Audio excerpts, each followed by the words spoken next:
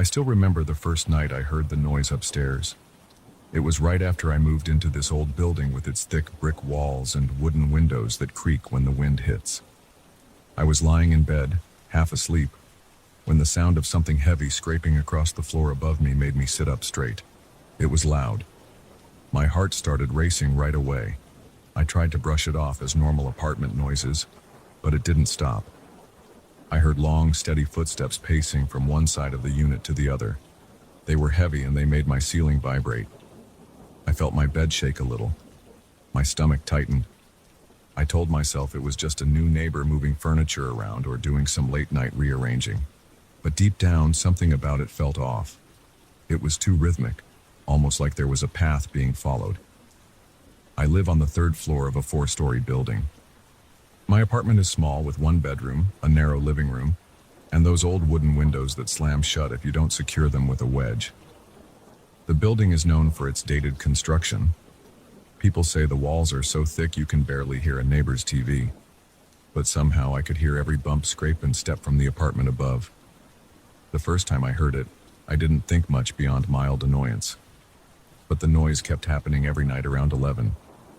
Sometimes it sounded like furniture was being dragged across the floor. Other times I caught what sounded like someone dropping something heavy, followed by low, dull thuds that echoed through my ceiling. In the morning, I'd see the neighbor from upstairs stepping into the elevator, dressed in a suit. He looked like a regular office worker, tired face, plain haircut, always rushing out the door. I'd try to catch his eye to say hello. He'd nod, sometimes mumble a polite hey, but never more than that. We rarely crossed paths because I work from home and he left early.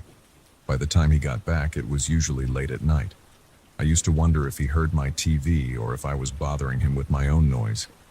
But then I remembered how thick these walls are. We're lucky if we hear each other at all. Except I was hearing every single thing from upstairs. Every night I waited for the clock to hit 11.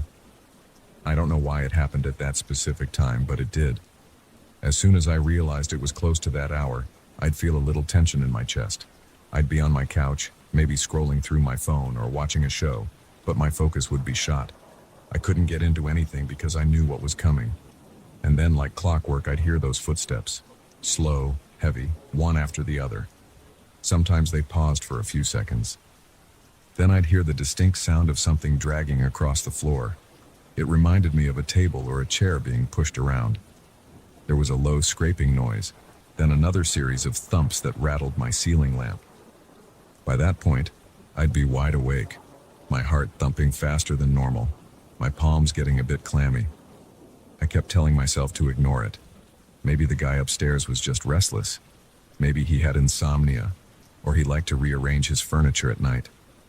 But the noise wasn't consistent with normal activity. It was too deliberate. It would go on for about an hour, give or take. Then it would stop as suddenly as it started. When it stopped, I'd lie there in bed, waiting for another round of scraping or stomping. Sometimes I'd doze off only to jolt awake at the sound of another thud. It felt like I was living in a kind of loop. Day was quiet, night brought noise, morning was normal again. One night I got fed up. I decided to go upstairs and knock on his door. This was around midnight. I was in pajamas, but I slipped on some shoes and grabbed a flashlight because the hallway lights in this building tend to flicker. When I stepped out of my apartment, though, the corridor was silent. I could hear a faint hum from the fluorescent lights, but nothing else. No footsteps above, no scraping, no dragging. It felt like I had walked into a vacuum. I hesitated at the elevator, wondering if I should just go back. But I was so keyed up that I pressed the button and rode up one floor. The doors slid open. The hallway there was empty. No lights under his door. No sound of movement. Nothing at all. I approached his apartment and knocked lightly. Then I knocked harder. No answer. I listened carefully. I couldn't hear breathing or even a radio. After a minute, I gave up and went back down to my place. As soon as my head hit the pillow, the noise returned. Dragging, stomping, more dragging. My eyes went wide. I felt a cold prickling sensation on the back of my neck. I checked the time, 11:20, I tried talking to a few neighbors on my floor, but no one else seemed to hear anything. Some told me they slept with earplugs, others said they never heard a peep. The building manager, our superintendent, shrugged and told me the walls are thick and maybe I have some shared beam or pipe that's carrying noise from a different part of the structure. He suggested I ignore it. That's what I tried to do for a while. Then, about 3 weeks ago, I noticed something strange. I hadn't seen the upstairs guy for days. I assumed he was on a work trip, but the noise at 11 kept going. It was as loud as ever. Furniture scraping, footsteps, sporadic thumps. A few nights later, I decided to stay up and watch a movie until I heard the sounds begin. As soon as it started, I ran out into the hallway to confirm it. Again, the corridor was silent and still. No strange echoes, no movement. I went back inside. The noise continued above my head like clockwork. One morning, I ran into the building superintendent in the lobby. He asked me if I had any contact information for the guy on the 4th floor. I said I didn't. He told me that the guy had moved out weeks ago, maybe even a month. I felt my stomach twist when he said that. I told him I'd just heard noises coming from that apartment the night before. He said that was impossible because the unit was empty, and the keys had been returned. I kept my mouth shut after that because I didn't want to sound paranoid. But inside, I felt a tightness in my chest that lingered for the rest of the day. That night, the noise returned again at the usual time. I sat in my armchair, staring at the ceiling. My hands were shaking a little. The floor above me creaked with heavy footsteps. It sounded like 2 or 3 sets of steps, but it could have been just one person moving around. The scraping noise started again. My ceiling fixture jiggled. I could see dust drifting down from the corners. My mouth went dry. I wanted to run upstairs, but I felt an odd sense of dread. The place was supposed to be empty, yet I was hearing distinct activity right above me. I tried calling the superintendent on his cell phone. He didn't pick up. I paced around my living room, listening to the steady thump of footsteps overhead. I considered calling the police, but I didn't have enough to go on except weird noises in an empty unit. My mind spun with possibilities. Could someone be squatting there? Maybe a homeless person found a way in. Or perhaps a contractor was using the space without permission. But why would they only show up at 11 at night? Why would they drag furniture around? The next day, I convinced myself I should do something more direct. I waited until the afternoon, when the noise was never present. I took the elevator up and tried the door. It was locked. I put my ear against it. I heard absolutely nothing. I checked the hallway window, looked around for any signs of forced entry, but everything looked normal. The door was dusty, the handle cold. I stood there for a while, feeling a weird unease in the pit of my stomach. Eventually, I went downstairs and tried to go about my day. That evening, I got home from running errands around 7. I fixed a quick dinner, tried to watch some TV to calm my nerves. By 10:30, I was on edge. My heart was already racing and I hadn't even heard a sound yet. I jumped at small creaks in my own apartment. When my clock read 10:55, I turned off all the lights. I sat in the dark on my couch, listening. At exactly 11:01, I heard the first thump. It was directly above my kitchen area. Then came another thump by the living room section of the ceiling. The footsteps moved methodically. My breathing got shallow, and I felt a tightening around my chest. I quietly walked to my front door, opened it just a crack, and listened in the hallway. The hall was silent. Not a single sound. I came back in and shut the door. The footsteps and scraping noises continued above me. I turned on the flashlight on my phone and looked up at the ceiling. Bits of paint flaked off around the corners each time there was a heavy thud. I could feel vibrations under my feet, like the whole building was transferring that movement down to me. Then I heard a long scraping sound, like a piece of furniture being dragged across the entire length of the apartment. My skin broke out in goosebumps. My heart pounded so hard I felt a pressure in my ears. At that point, I started talking out loud to myself. I said things like, "This isn't happening. That apartment is empty." But the noises kept going. The tension in my body turned into a constant ache in my shoulders. I was done ignoring it.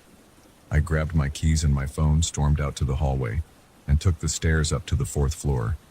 I stopped right outside the door. My hand trembled as I reached for the doorknob. I tried it. Locked. I pressed my ear against the wood. It felt cold and lifeless. No sounds from the other side. I stood there, breathing fast. My mind was buzzing with confusion. If someone was in there, I would have heard them. But the hallway was quiet, just a faint hum from the overhead light. After a few seconds of silent listening, I turned around and made my way back to the stairs. My phone's flashlight caught specks of dust in the air. I went down to my apartment, closed the door, and locked it. The noises resumed as soon as I sat on my couch. I couldn't wrap my head around it. It was like the sound was sealed in that space, only audible from my apartment. The next day, I told the superintendent everything. He repeated that the unit was empty, that the previous tenant had moved out, and that no one else had the key. He said maybe it was the old plumbing or some pipes expanding at night. That didn't make sense to me. I knew the difference between a pipe creaking and the sound of actual footsteps. We argued for a bit, but he shrugged and said he had no idea what else to tell me. I felt frustrated and confused. I started sleeping in the living room with the TV on, hoping it would mask the noises. It didn't help much. The footsteps and dragging sounds penetrated my ceiling with the same intensity every night. Sometimes I'd get so freaked out that I'd go outside and walk around the block until I felt calmer. But when I came back, the noises were still there. My anxiety started affecting my appetite. I'd skip meals because my stomach was in knots. One night, the dragging sound got worse. It went on for a full hour, constant scraping from one end of the apartment to the other. My ceiling lights swung a little with each vibration. I was sure something was about to break. My chest felt tight and my forehead got clammy. I kept checking the time, pacing back and forth in my living room. I held my phone ready to call someone, but I didn't know who. My hands shook, and I could feel my pulse in my neck. At around midnight, the scraping stopped. The footsteps slowed down, then faded. I sat on the floor, exhausted. I tried to convince myself that maybe I was imagining it, but my ears weren't lying. I could feel those vibrations. The next day, I thought about trying to contact the owner of the unit, but I didn't know who that was. The superintendent wouldn't give me personal details. He probably thought I was a nuisance by then. I even contemplated breaking in just to prove to myself there was nobody there.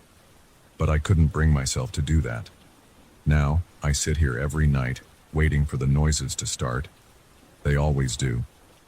The neighbor is gone. The unit is empty. Yet the sounds of footsteps and dragging furniture continue without fail. I feel stuck. Part of me wants to march upstairs, break the lock, and see what's inside. Another part of me thinks that's a terrible idea. Maybe it's better not to know. Maybe I should just pretend I don't hear anything. But the noises aren't getting any quieter.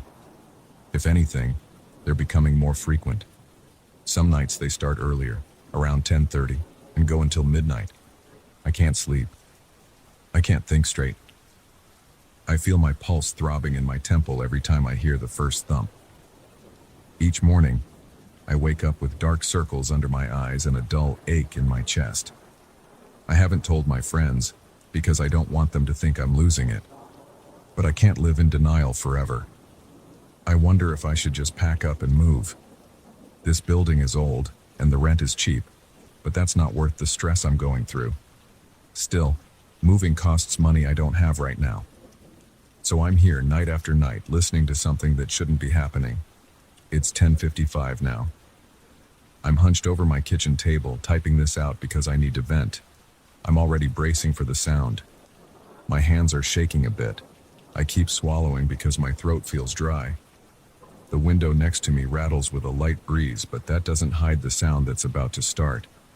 I look up at the ceiling, and my stomach churns. There's a faint creak. Right on schedule. My heart rate picks up. I can hear a slow, steady step from above. Then another. My ceiling lamp trembles. I feel my chest getting tighter. The scraping begins, and it reverberates through my entire apartment. I place my hands over my ears, but it doesn't help. The sound goes straight through me. My lungs feel squeezed. My mind races. My back is cold with sweat. I don't know what's making these noises. I don't know if it's a person, something else, or if I'm just hearing some strange quirk of this old building. But it's real. I feel it in my bones. And I can't decide what to do. Should I go upstairs and see for myself? Should I force the door open? Should I risk looking like a lunatic to the superintendent? Or should I keep pretending I don't hear these late-night movements? Right now, the footsteps are heavy and constant. My ceiling creaks under the weight of each step. The scraping noise is louder than ever. My ears are ringing. I'm tired and I'm scared. I don't have any proof, but I know something is up there. Something that moves furniture around and walks back and forth in an empty apartment. The superintendent says it's vacant, it's supposed to be empty, but I can hear the noises plain as day. And they won't stop. I guess that's my story so far. No one's been hurt. No one else has reported anything. I'm alone in this. And I'm losing sleep. I can't keep living with these nightly visits, but I also can't bring myself to face whatever's upstairs. At least not yet. For now, I'll just sit here, hands shaking, teeth clenched, listening to the steady thump of footsteps above my head in that locked, empty apartment. Maybe tomorrow I'll do something about it, or maybe I won't. I honestly don't know. But this is my life right now, and I can't pretend it isn't happening. All I can do is sit here night after night waiting for that first thud at 11, and so it continues.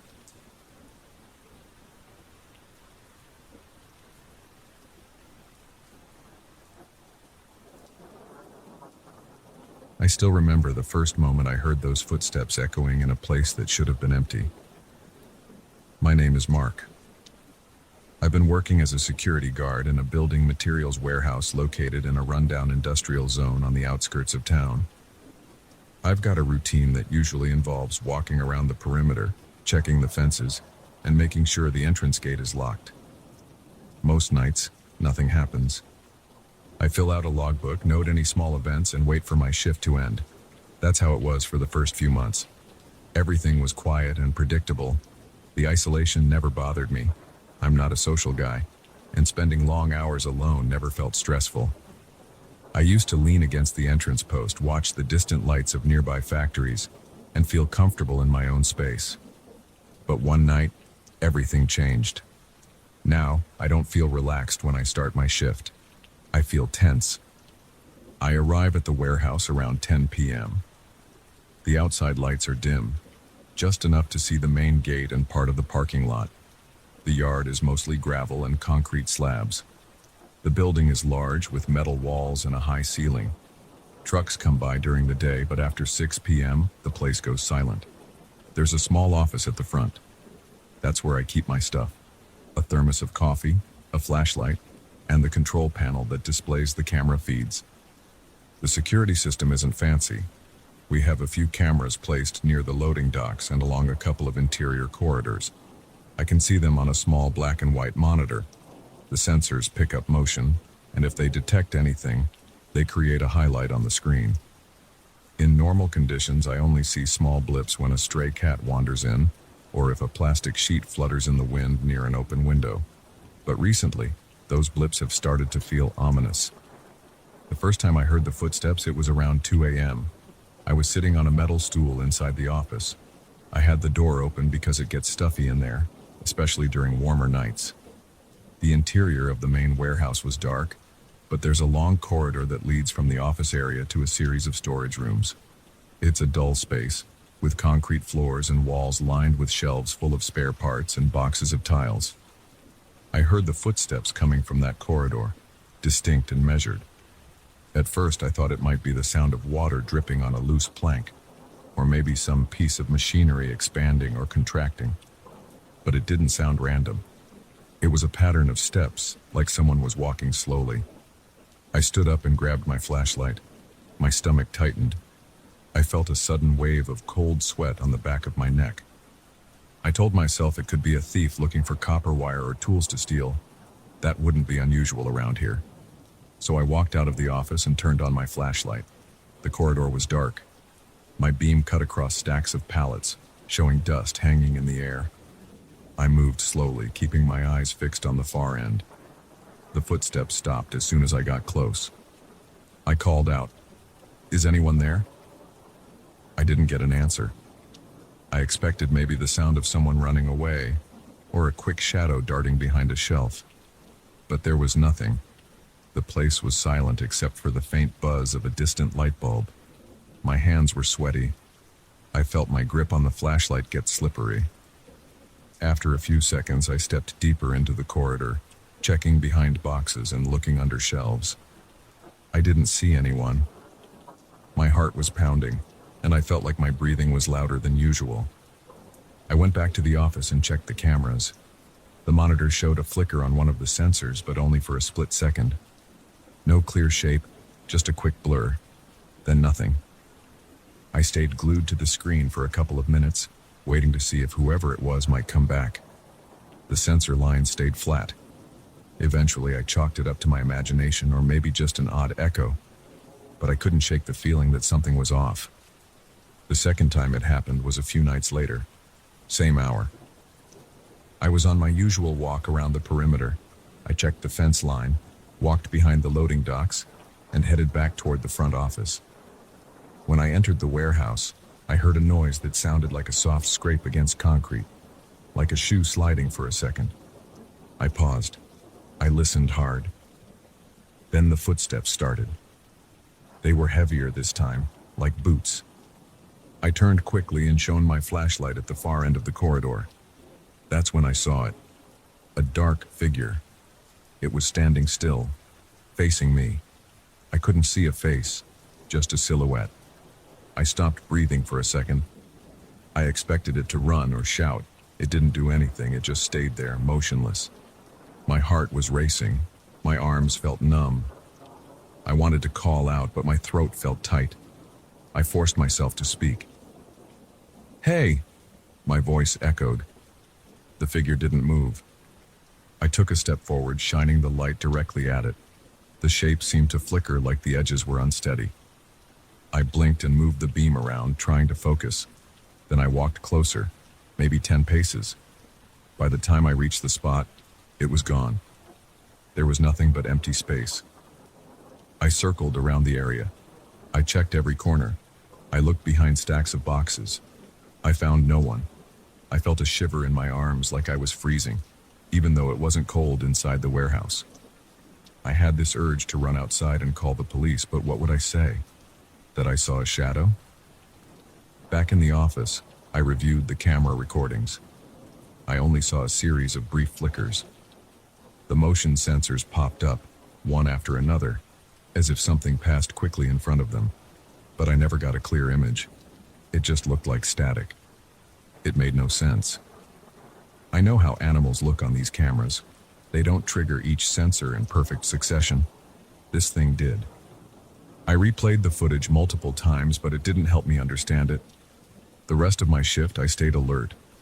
I walked around more often, expecting to find signs of a break-in.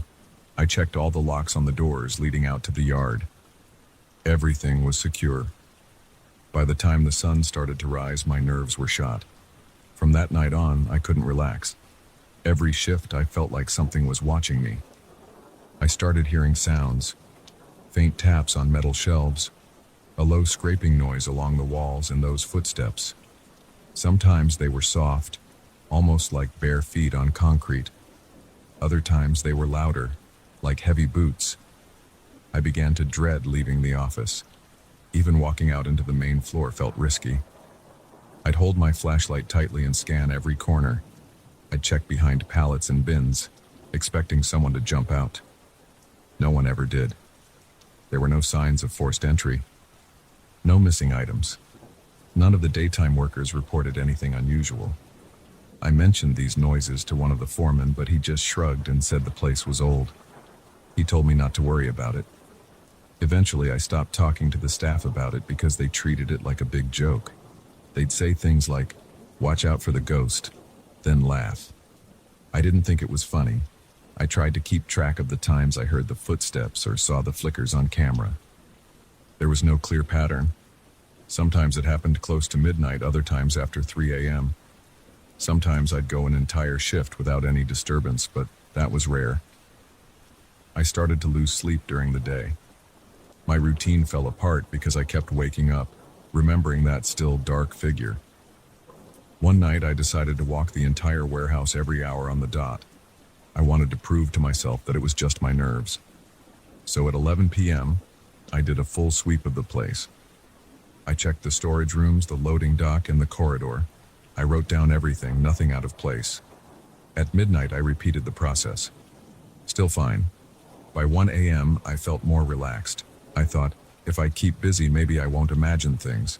Then, around 1:30 a.m., while I was sitting in the office, I saw the light on the camera feed flicker. It jumped from camera 1 to camera 3 in a matter of seconds. That meant something moved from the south entrance near the loading dock straight to the main hallway without passing in front of camera 2. I grabbed my flashlight and rushed out. I could feel my pulse in my temples. My hands shook. I stepped into the hallway and immediately heard something move near the corner. It sounded like a quick shuffle. I hurried to the corner and shone my flashlight around. I caught a glimpse of what looked like a shoulder or part of a back, a shape turning into the next corridor. It wasn't a cat or a reflection. It looked like a person. I ran forward. My boots pounded on the concrete. The beams above me rattled with each step. When I turned the corner, I saw no one. It was just a dead-end area with some stacked plywood and metal pipes. No exit doors. There was nowhere to go. I walked around the stacks, expecting to corner someone. There was no one there. I felt a tight knot in my stomach. My breathing was quick and my legs felt weak. I tried to steady myself by leaning against a stack of plywood. My flashlight beam trembled. I listened for any sound, but all I heard was my own breathing. There was no explanation for how anyone could vanish in that space. That's when I realized I was truly scared. I wasn't just on edge anymore. I felt a deep, physical fear. My arms were tingling, and I wanted to leave. But I needed the job. I'm not exactly wealthy and I can't afford to quit without notice. So I swallowed that feeling and stayed until morning. I didn't tell anyone about this specific incident because I knew they wouldn't believe me. They'd think I was crazy or lying. Over the next few weeks, it got worse. The footsteps came more often. Sometimes they sounded so close I'd spin around, expecting to see someone right behind me. I even tried installing an extra camera. I got a cheap webcam and placed it in an area I suspected the figure might pass through. It didn't capture anything but the occasional flicker of movement that vanished too fast to identify. Every time I stood in a corridor and waited, I felt like someone was approaching. But I never saw a clear face or heard a voice. It was always this silent presence that disappeared when I got too close. I remember one particular night. I was feeling restless. I kept pacing between the office and the storeroom. I checked my watch constantly. Around 3 a.m., I heard a loud clang, like a metal pipe dropping onto concrete. I nearly jumped out of my skin. The sound came from the far end of the main warehouse floor, near a stack of crates. I sprinted there, gripping my flashlight so hard my knuckles were white. When I arrived, I found a metal pipe rolling slowly on the floor. I traced it back to a shelf about 6 feet off the ground. It was positioned in a spot that wouldn't just fall on its own. Something must have knocked it down. I looked around, searching for any sign of movement. Nothing. The place was still. Just the pipe rolling in slow circles until it stopped. My breath came in shallow bursts. I picked up the pipe and placed it back on the shelf.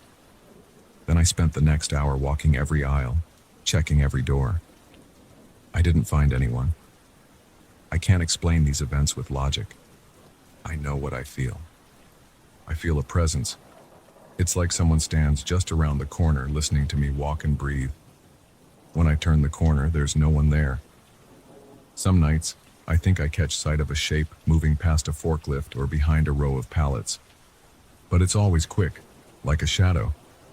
My skin prickles when I sense it. My heart starts pounding and my throat goes dry. I tell myself it's just my imagination. I try to think about practical matters, the next paycheck, the logs I need to fill, or what I'll do after my shift. But then I hear those steps again. I've tried playing music from my phone to break the silence, but it doesn't help. I end up pausing it every time I think I hear something over the songs. I try to ignore the random sounds, but I can't. Each time I worry that someone is messing with me or waiting to attack. I check the cameras more often, but all I see are the same bizarre flickers. There's nothing concrete to show the daytime manager. I suspect if I complain too much, they'll say I'm not fit for the job. One night after the figure appeared again at the end of a hallway, I decided to do a thorough search. I spent nearly 2 hours inspecting every room, opening every door, and shining my flashlight into every dark corner. I looked behind large crates, under tarps, inside containers, and behind old equipment. I found no signs of people living there or hiding. No footprints other than my own. No misplaced items. No scattered tools. Nothing that would indicate real intruders. But that feeling of being watched stayed with me the whole time. My heart pounded non-stop. By the end of that search, I was drenched in sweat. My clothes felt damp against my body. My legs were shaky. I kept glancing over my shoulder, expecting to see a tall shape behind me. The worst part is the silence. Whoever or whatever this thing is, it never talks or makes any vocal sound. Just footsteps or a subtle scraping noise. Sometimes it shifts boxes or knocks something off a shelf. But it never tries to communicate. It never fights back or reveals itself fully. It just lingers in the edges of my sight, a vague shape in the dimly lit corridors. I have no explanation for it. I only know that I feel sick with tension every time I step onto the warehouse floor. I still work here. I arrive at 10 p.m., lock the gate, check the doors, and settle in. I keep the lights on in most of the warehouse now, even though it wastes electricity. I need the extra visibility.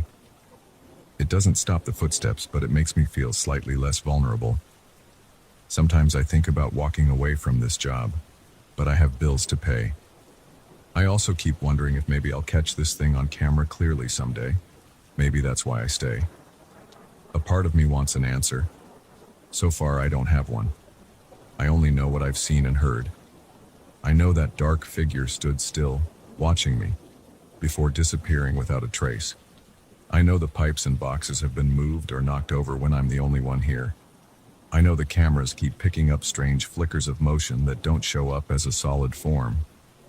And I know that every time the shift starts, I feel a tightness in my chest and a tingle at the back of my neck, like someone is behind me. That's all I've got. I can't prove anything beyond that. But every night I still feel it. I do my rounds, I check the cameras, and I wait.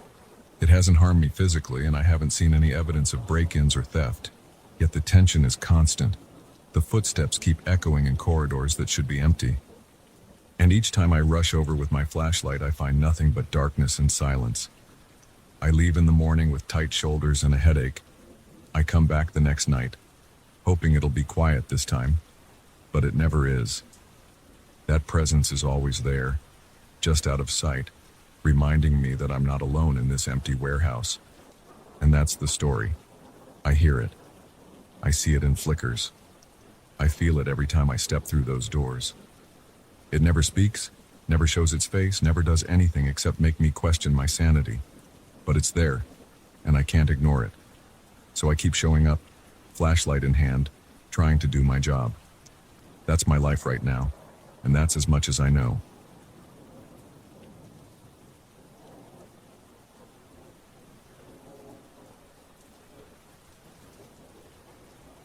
I always thought my evening runs were my safe zone. I never expected them to turn into a source of stress. After work, I usually take this route that circles around the neighborhood and passes an old weaving factory. It's out of operation and pretty quiet. There's a fence around it, some rusted signs, broken windows here and there, and no sign of life inside. The place is always dark. The street lamps on that stretch are either too dim or completely dead. It's hard to see more than a few yards ahead at night. But I liked it because it's quiet. Fewer people around, less traffic, and nobody bothers me when I'm just trying to clear my head after a long day. That used to be my favorite part of the run, until a few weeks ago. One night I felt off. It was the first time I remember feeling like I wasn't alone. I was jogging, listening to my own breathing, trying to keep a steady pace. My footsteps echoed against the pavement. Usually that's the only noise I hear aside from the wind. But that night I kept thinking I heard another pair of footsteps. It was faint, and I couldn't tell if it was my imagination. Something about it made my skin crawl. At first, I tried to ignore it. I told myself it was probably an echo or maybe some random car a block away. But the feeling that I was being watched got stronger. My shoulders tightened. My jaw clenched. I felt a dull pressure in my stomach like I'd swallowed a rock. I decided to stop. I came to a halt, turned around fast and scanned the street. Nothing. It was empty. A few streetlights flickered. The fence around the factory looked the same as always. Rusted chain link, some barbed wire on top. I didn't see anything move in the shadows. My heartbeat was heavier than usual. My breathing felt unsteady. After a minute of standing there, I shook my head, gave a quick laugh to myself, and resumed the run. Nothing else happened that night. By the time I got home, I felt silly. I showered, ate a light dinner, and tried not to think about it. A couple of days later, I was on the same route. I passed by the factory again. The feeling of being watched came back. This time, it was more intense. My pulse jumped as soon as I turned onto the street that leads past that building. The sidewalk on that block is cracked, and there's usually some trash in the gutter. I heard my own feet hitting the ground, but once again, I swore I heard another set of steps behind me. That noise stopped whenever I slowed down. I turned around a few times. Each time there was no one there. It was quiet and still. I felt my throat tighten. There was a chill on the back of my neck, even though it wasn't a cold night. My hands got sweaty, so I wiped them on my shorts and tried to pick up the pace, just wanting to get away from that stretch of road. The next day, I couldn't stop thinking about the factory. It was in my head at work. I kept picturing it while typing emails. I couldn't tell if I was spooking myself for no reason or if there was something more. So that evening, I ran again. Same route. I was determined not to let my imagination get the better of me. But the feeling returned the second I stepped onto the block. The factory loomed to my right, tall windows, most of them busted or boarded up. Some graffiti on the walls. No visible lights inside. I moved along the sidewalk, keeping a faster pace, eyes scanning left and right. The uneasy feeling pressed down on me. My legs felt heavier than usual. My breathing was shallow. I caught myself glancing back repeatedly. Still, no one was there. After a few more nights of this, I got tired of the paranoia. I decided to check around the property. I climbed onto a concrete block next to the fence to see if I could look into the yard. I expected to see the usual debris, broken pallets, maybe some rusted machinery. Instead, I saw a flash of light inside the main building. It was a brief burst, like someone switched on a flashlight or some kind of small lamp. The moment I saw it, my chest tightened. There was no reason for anyone to be in there at that time of night. The place was supposedly abandoned. My pulse hammered in my ears. I yelled, "Hey!" reflexively. I had no plan. I just felt a surge of adrenaline and wanted some answer. The light shut off immediately. Then there was silence. No movement. I listened for footsteps or for doors scraping open. Nothing. I felt my skin prickle. My heart was racing. I realized I was holding onto the top of the fence so hard my knuckles hurt. After a minute, I jumped back down to the sidewalk and stood there, unsure of what to do. Eventually, I backed away and returned to my run, but my mind was racing. If someone was inside, they must have heard me. Why didn't they respond? The next day, I approached a security guard who works a block away, near a small office building. He's usually outside in the evening, patrolling around. I asked him casually if he's ever seen anyone around the old weaving factory. He looked at me with confusion. He said that place has been locked down for years. No electricity, no staff, nothing. He even said the property owner had trouble keeping intruders out at first, but that was over a decade ago. Now apparently no one bothers with the building. They have boards, locks, all that stuff. He shrugged and mentioned maybe some drifters sneak in, but he hadn't seen anything or anyone suspicious himself. He told me, "It's been quiet as far as I know." I thanked him and left, but I felt uneasy. The factory didn't feel quiet to me. That evening, I stood at the start of the block facing the structure from a distance. It was around 9 p.m., a bit cooler than usual. I could see the broken windows on the second floor reflecting a bit of the moonlight. I waited for a few minutes, just staring. Nothing moved. No lights inside. My stomach was tense and I almost didn't want to run past it, but I forced myself to do it. The run started normally. My shoes crunched on the pavement. A stray cat ran across the street. The building towered beside me, silent. Then the presence returned. It felt like someone was behind me, eyes locked on my back. I stopped. I turned around. Nothing but dimly lit street. My breath shook as I exhaled. I felt my arms tingling like my body was preparing to fight or run. I stood there for a moment, scanning every corner. Then I kept going, a bit faster than usual. I couldn't get the factory out of my head. A few nights later, I decided I'd investigate more thoroughly. I wasn't planning on breaking in or anything. I just wanted to look around the yard again, maybe peer through a window. So I came prepared. I brought a small flashlight, wore darker clothes, and tried to keep my footsteps as quiet as I could. Around 10 p.m. I arrived at the fence. The place was dark, no sign of anyone around. I looked for a gap or a loose section where I could maybe slip in. Eventually, I found a part of the fence where the chain link looked cut or pried open near the bottom. I crouched and slid inside carefully, hoping no one was watching.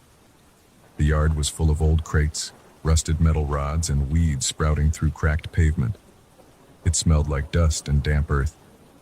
The wind rustled through some plastic sheets stacked against a wall, making a faint rattling noise. I moved slowly, shining my flashlight around, trying to see if there were any footprints or fresh tire marks. I didn't notice any. My mouth felt dry. I kept swallowing, but my throat was tight. I stepped closer to the main building. The doors were boarded up with thick planks. I checked a small side door near what looked like a loading area. It was locked with a heavy chain. No luck there. I peeked through a gap in the boards. It was completely dark inside. A stale smell wafted out, a mix of old wood and possibly mold. I whispered, "Hello? Anyone here?" I don't know why I expected an answer. My voice echoed a bit in the emptiness. Nothing came back. I felt my heart pounding as I moved around the side of the building, looking for that second entrance or maybe a broken window at ground level. I found a small window with shattered glass near the corner. It was just big enough to peek through. I angled my flashlight inside and saw a room filled with dusty shelves and old equipment. A lot of it was covered in sheets or plastic. My hands shook a bit. I kept imagining a figure stepping into the flashlight beam. I held my breath and listened. At first, I heard only my own heartbeat in my ears. Then I picked up a faint scraping sound from deeper inside the factory. It was a soft, irregular noise, like something being dragged slowly. I couldn't tell where it came from exactly, but it made my entire body tense. The hair on my arms stood up. I felt a cold sweat forming on my forehead. I stood there frozen, shining my flashlight in all directions through the gap, trying to see movement. But the beam only showed the same dusty objects and shadows. A surge of fear hit me. I pictured someone lurking in the darkness watching me. I considered calling the police, but I didn't have a concrete reason aside from a weird noise. Also, I didn't feel like explaining why I was trespassing on private property. My pulse was going so fast I could hear it thumping in my ears. I forced myself to step back. I stood there for a moment, scanning the yard for any sign of life. Still nothing. No footsteps, no lights. But the factory felt occupied. It felt like someone was inside, waiting. I decided to leave. My body felt shaky. My mind was going through worst-case scenarios. I crouched down and slipped back out through the fence opening. My heart was still racing. I moved away from the property, sticking to the shadows, trying not to be seen by any passerby or security guard. Once I reached the main street, I jogged home. The entire way, I kept looking over my shoulder. I felt exposed. Over the next week, I avoided running by the factory. I chose a longer route through a better lit part of town. But each night, as soon as I got home, I'd catch myself thinking about the place. I'd wonder if the light was on again, or if someone was inside doing God knows what. Finally, My curiosity got the better of me, and I returned to my usual route. This time, it was a little earlier in the evening, around 8 p.m. I figured maybe I could pass by without feeling too spooked. The street was empty as always, but not pitch dark yet. I ran slowly, scanning the building. No lights on inside, no movement in the yard. The tension in my chest was still there, though, gripping me tight. I was halfway down the block when I heard a clang like metal hitting concrete. It came from behind the factory fence. I stopped dead in my tracks, adrenaline surging. I considered walking away, but something made me step up to the fence again and peer in.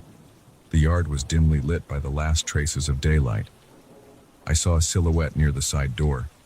It looked like a person crouched down. My heart pounded. I was about to call out, but before I could, they moved inside through the side door. That door I thought was chained shut must have been opened somehow. The figure slipped in quickly. Then the yard was still. My instincts were screaming at me to leave, but I stood there, rooted to the spot, trying to process what I'd just seen. I was sure it was a person, not some animal or random shadow.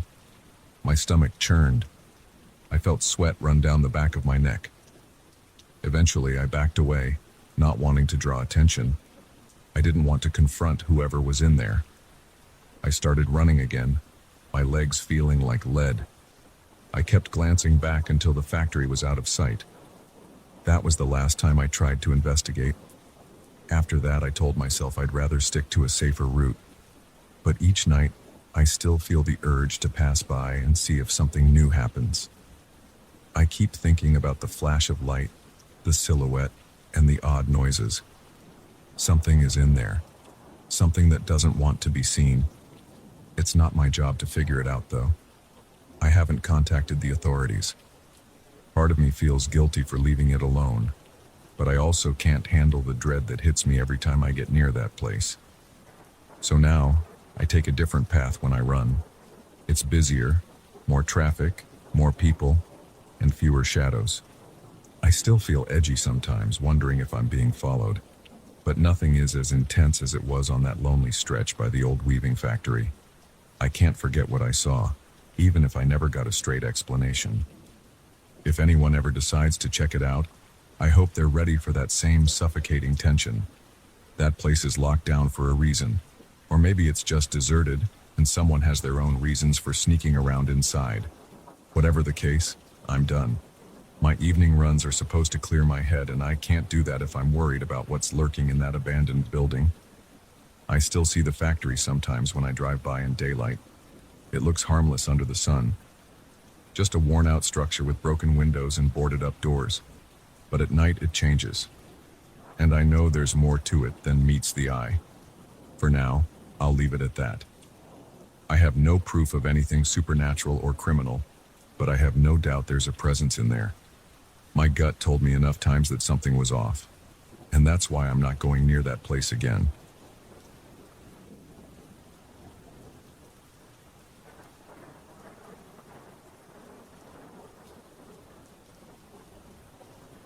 I still remember the exact moment it all started.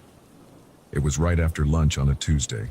The office was quiet, and the fluorescent lights made everything look a little too bright. Most people were still out, probably chatting in the break room or getting coffee down the hall. I was sitting at my desk in my cubicle, staring at a spreadsheet that was starting to give me a headache. The day felt ordinary, but something was off in the background.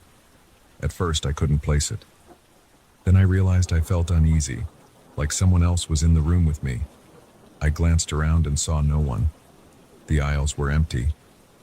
The only sound was the hum of the air conditioner and the faint buzzing of overhead lights. I tried to ignore that feeling and kept working on my spreadsheet. My eyes were getting heavy because the afternoon slump was kicking in. Suddenly, I heard a soft scraping noise. It sounded like my own chair moving backward on the thin office carpet. I paused and looked down. The chair was actually shifting inch by inch away from my desk. It wasn't a big movement, but it was steady and unnatural. There was no breeze, and the air conditioner had never pushed my chair around like that before. I remember my heart rate shooting up and my palms feeling clammy. I didn't jump or make a sound. I just stared at that chair until it finally stopped moving. I didn't see anyone. I didn't see anything that could explain what I had just witnessed. For a few seconds, I just sat there, frozen. My mind raced, but I kept telling myself there had to be a logical explanation. Maybe the wheels were off balance. Maybe the floor wasn't even. But I knew that chair. I'd been using it for months and it never moved on its own. I reached out and pulled it back under my desk. My hands were shaking a little, but I tried to brush it off. I think part of me didn't want to deal with anything weird at that hour. I wanted to finish my spreadsheet and get home on time. I told myself that stress was messing with me. I got up to see if someone was playing a prank on me. I checked the neighboring cubicles, but no one was around. A few desks had personal items on them, like family photos or stress balls, but the computers were off and the chairs were empty. The hallway was also empty. I listened for footsteps or any sign that a coworker might be hiding, but everything was quiet except for the faint hum of the building's ventilation. After a minute, I went back to my desk, feeling unsettled. I tried to push it to the back of my mind. The rest of that day passed without incident. I left the office feeling a little uneasy, but I thought maybe I was just tired. The next day, I arrived in the morning and everything seemed normal. My chair was where I left it. My computer was as I'd shut it down. I clocked in, opened my spreadsheets, and started my routine. I even laughed about the incident, thinking maybe my eyes had played a trick on me. But around mid-afternoon, something else happened. I was typing an email to a client when I suddenly heard a faint clicking sound.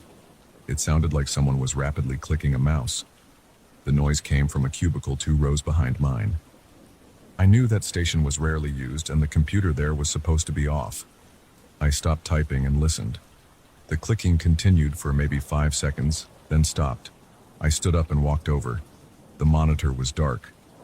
The tower under the desk was shut down, with no lights or fans running. The mouse was on the pad, motionless. I stared at it for a moment, feeling the hairs on my arms stand up. I even picked up the mouse and clicked a few times to see if maybe it was some leftover charge or something. It did nothing. The entire system was definitely off. After that, I started to pay more attention to odd noises. That wasn't the last time I heard clicks on unused stations. Over the next week, I would occasionally hear keyboard tapping or quick bursts of mouse clicks in corners of the office that were clearly unoccupied. Each time I got up and checked, and every time I found a silent workstation with a black screen. The first time it happened, I reported it to the IT team. I explained that maybe there was some glitch causing random signals or something along those lines. They ran diagnostics, tested the hardware, and found nothing unusual. They told me not to worry, but I couldn't help worrying. I found myself glancing around more often. I stopped working with headphones on because I was nervous about missing any strange sounds. Every time I heard a click or a tap, I felt my spine tingle. I kept telling myself this couldn't be real. It wasn't logical. But I also knew I wasn't imagining it. The anxiety was starting to affect me. I had trouble sleeping, and at the office, my concentration was shot. My productivity took a dive, and I found myself rushing home as soon as I could. Then came the day I went for a coffee break. It was late in the afternoon, maybe around 3 p.m. I had been feeling tense, so I wanted a cup of strong coffee to get me through the final stretch. Before leaving my desk, I saved my work and locked my computer. I remember double-checking because I was paranoid about losing my spreadsheets. I also made sure the system was indeed locked, and it showed the usual lock screen. Satisfied, I headed to the break room. In the hallway, I ran into a coworker who asked about the new project. We chatted for a couple of minutes, and then I continued to the coffee machine. I poured a cup, sipped it, and realized it was too hot. I stood there blowing on it until it was cool enough to drink without burning my tongue. Then I walked back to my cubicle. Everything looked the same at first glance, but when I sat down, my monitor was on, and there was a document open that I didn't recognize. I leaned closer and tried to figure out what the file was. It looked like a text document with some lines I couldn't understand. They weren't random letters, but they didn't form real words. They looked jumbled, almost like a corrupted file or something typed in a hurry. My immediate thought was that maybe I'd opened it by accident before locking my screen. But I knew I hadn't. I closed it without saving, feeling a cold sweat on my forehead. I checked my recent files and saw that the document had been created just a few minutes earlier, while I was away. The timestamp was there, mocking me. No one else had my password. My computer was locked. I couldn't explain it.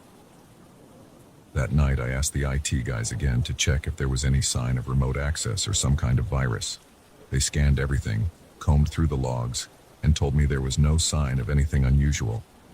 They even joked that maybe the office had a ghost. I forced a laugh, but I felt a pit in my stomach. I didn't believe in ghosts, but I couldn't deny something strange was happening. At that point, I started feeling a constant unease in that office. Even with all the lights on, something felt heavy in the air. I jumped at small sounds. I stopped staying late unless I absolutely had to. Over the following days, I noticed little details that made the situation even more bizarre. Sometimes I would leave my desk for a minute, just to grab a file or check something in a drawer across the room, and when I came back, my chair would be in a slightly different position. Not always, but enough to make me sure I hadn't imagined it. On a few occasions, I locked my screen and returned to find a random folder opened on my desktop. It never seemed to be anything important, but it was unsettling to know that this happened while no one else was around me. I started telling a couple of close coworkers about these incidents, but no one believed me at first. They teased me about working too hard or not getting enough sleep. Eventually, I convinced one of them, Marcus, to hang around with me after hours to see if we could catch something in action. We stayed one evening waiting quietly in the dimmed office. We heard nothing unusual for about half an hour. Then, around 7 p.m., we both heard a soft keyboard tapping sound from 2 rows away. Marcus looked at me with wide eyes. We walked over together and found the computer off, as usual. He checked the tower, cables, everything, all shut down. He looked spooked. He apologized for doubting me. That made me feel a little bit less crazy. At least someone else had heard it too. But that didn't solve the problem. It just confirmed I wasn't hallucinating. The next day, we told IT again. They checked everything again and came up empty. Eventually, I think they got tired of my requests. They said there was no evidence of tampering or infiltration. I was left with this strange pattern of unexplained noises, moving objects, and weird file openings. I started to dread going to the office. Each morning, I walked in with knots in my stomach, worried about what I might find that day. One afternoon, I had to finish a big report and stayed until everyone else was gone. The cleaning crew usually arrives around 6:30 p.m., and I saw them vacuuming in the distance. I was alone in my row of cubicles. The building was quiet except for the hum of the AC and the distant sound of a vacuum cleaner. My phone's battery had died, so I couldn't distract myself with music or anything. I tried to focus on my work, but the tension was making it impossible to concentrate. My back felt tight, and my neck was stiff. Every few minutes, I caught myself looking around, expecting something to move or some electronic noise to start up. That evening, while typing, I felt a sudden coldness behind me. The office temperature was usually stable, but I felt a distinct chill across my shoulders. My breath caught in my throat. I spun around, half expecting to see someone standing there. There was no one. My chair felt like it had jerked slightly, as if touched by a light push. My heart pounded so hard I could hear it in my ears. I shut down my computer without even finishing the report. I grabbed my bag and left. I just couldn't stay in that environment any longer. I ended up finishing that report from home, connecting to the network remotely. But I had to go back the next day, and the feeling of dread never left me. Every time I approached my cubicle, I glanced to see if the chair was out of place or if my computer was on. Sometimes it was fine. Other times I found small things. A sticky note I hadn't written or the desktop folder arrangement changed. It was like someone was using my station without leaving any trace besides these small details. At one point, I considered asking my boss to move me to another workstation. But I didn't want to sound paranoid. I didn't have a good explanation other than telling him about the strange events. I guess I was worried that he might think I was losing it. So I kept my mouth shut. The days went on, and the situation didn't improve. I'd get occasional breaks when nothing weird happened for a while, and I would start to hope that it was over. Then something else would happen. Mouse clicks on a powered down system, or a random window open on my monitor. It was never anything big, but the tension kept building. I felt like I was on high alert all the time. My work suffered. My relationships with coworkers got awkward because I was jumpy and easily startled. I barely slept at night, tossing and turning with anxiety. I kept replaying every incident in my head, trying to find a logical explanation. Eventually, I decided I couldn't live like that anymore. I went to HR and asked about transferring departments. They asked me why, and I just said it was personal reasons, that I needed a change of scene. They said they'd see what they could do. While I waited for a decision, I started taking more frequent breaks just to get away from my cubicle.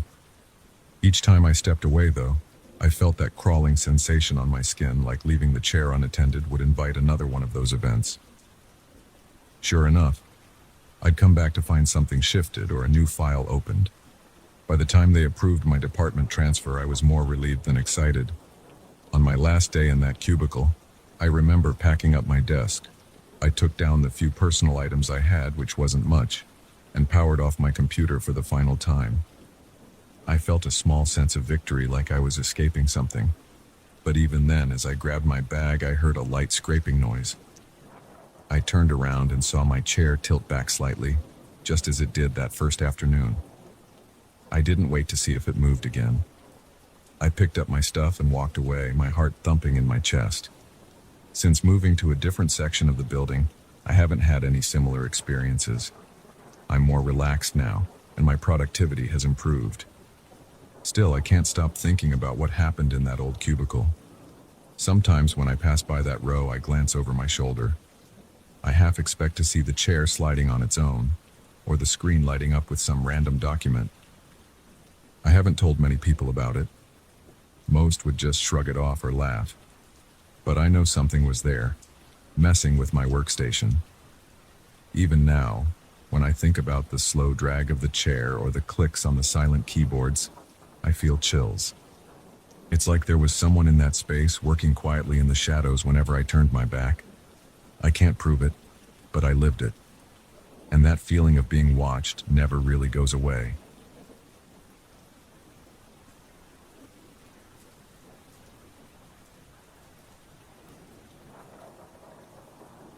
I still remember the first moment I walked into that old lobby. There was a stale smell in the air, and the front desk sat under a single light that flickered a little. I was tired from a long day of meetings, but something about that place felt off. I decided I didn't care. It was cheap, close to everything I needed, and I just wanted a bed. So I checked in. I had no clue I'd spend my nights hearing voices in an empty hallway. My name is Matt. I travel all the time for work, and I usually pick smaller hotels because I'm only there to sleep and shower. That night I arrived around 10 p.m. The clerk was a middle-aged guy in a wrinkled shirt. He told me they only had rooms on the third floor available. I shrugged and said that was fine.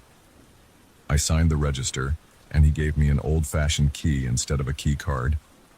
The room number was 312. I took the elevator up. It was one of those elevators with a noisy gate. It rattled the whole way, and I felt a slight jolt each time it passed another floor. The light inside was dull. I could see my reflection in the polished metal, and I noticed how tired I looked. When I reached the third floor, the doors opened into a long corridor that stretched in both directions. The carpet was brown and stained near the edges. The wallpaper was a faded cream color, peeling in some spots. It was quiet, too quiet. I could hear my own footsteps echoing as I walked toward my room. I found room 312 on the right side, near a small table with a dusty vase. The hall smelled like old sheets. I unlocked the door and stepped inside. The room was small, with a narrow bed against one wall and a single window on the other side. A heavy curtain covered it, keeping most of the street light out. There was a small chair by the window and a dresser with a mirror. The mirror looked cloudy, like it hadn't been cleaned well. There was a faint odor of old furniture. I tossed my suitcase on the bed and took off my jacket.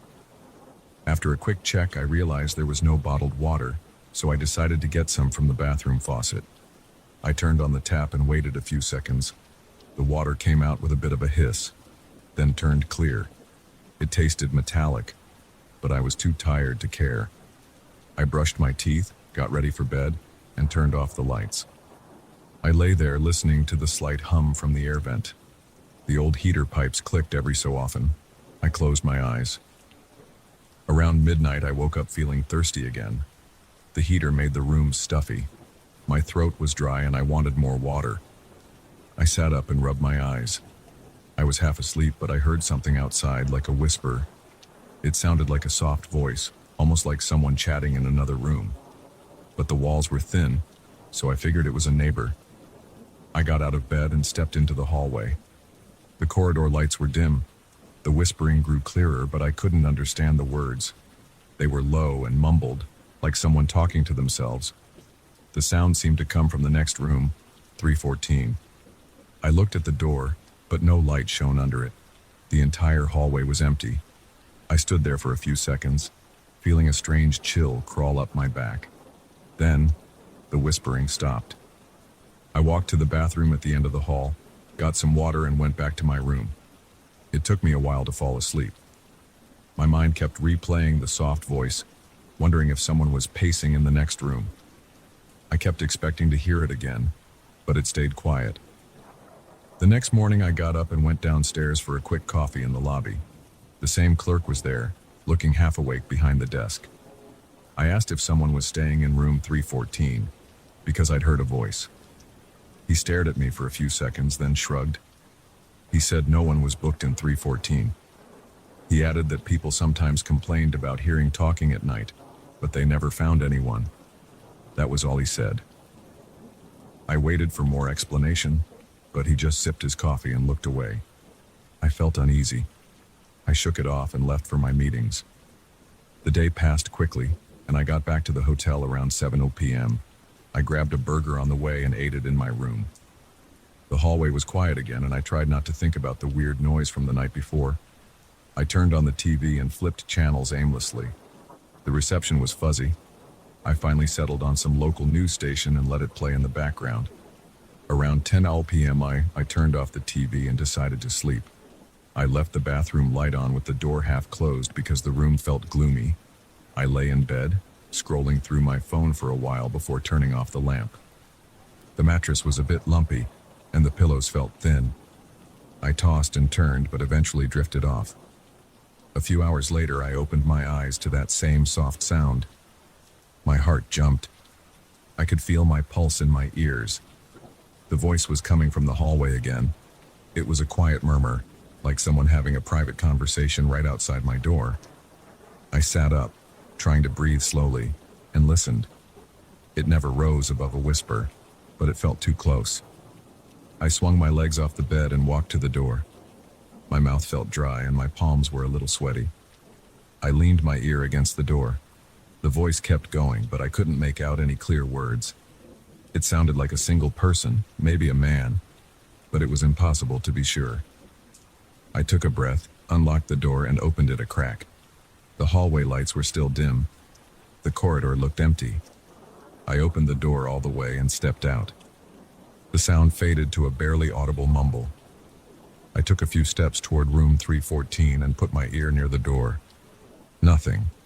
I glanced in both directions. The long hallway was empty. I could see the elevator at one end, the red exit sign at the other, and some closed doors along the way. No movement at all. I returned to my room and locked the door. My arms felt tense, and I noticed my forehead was damp with sweat. I turned on the light, sat on the bed, and waited. About 5 minutes later, I heard it again. This time it was more muffled, almost like it was coming from inside the walls. I grabbed my phone and recorded a few seconds of the silence, hoping I'd catch the voice. But on playback, I heard nothing except my own breathing. That made me feel shaky. I wasn't imagining it, I was sure, but there was no proof. The next day, I told the clerk again. He gave me a small shrug and said, "We get that sometimes. Nobody ever finds out where it comes from."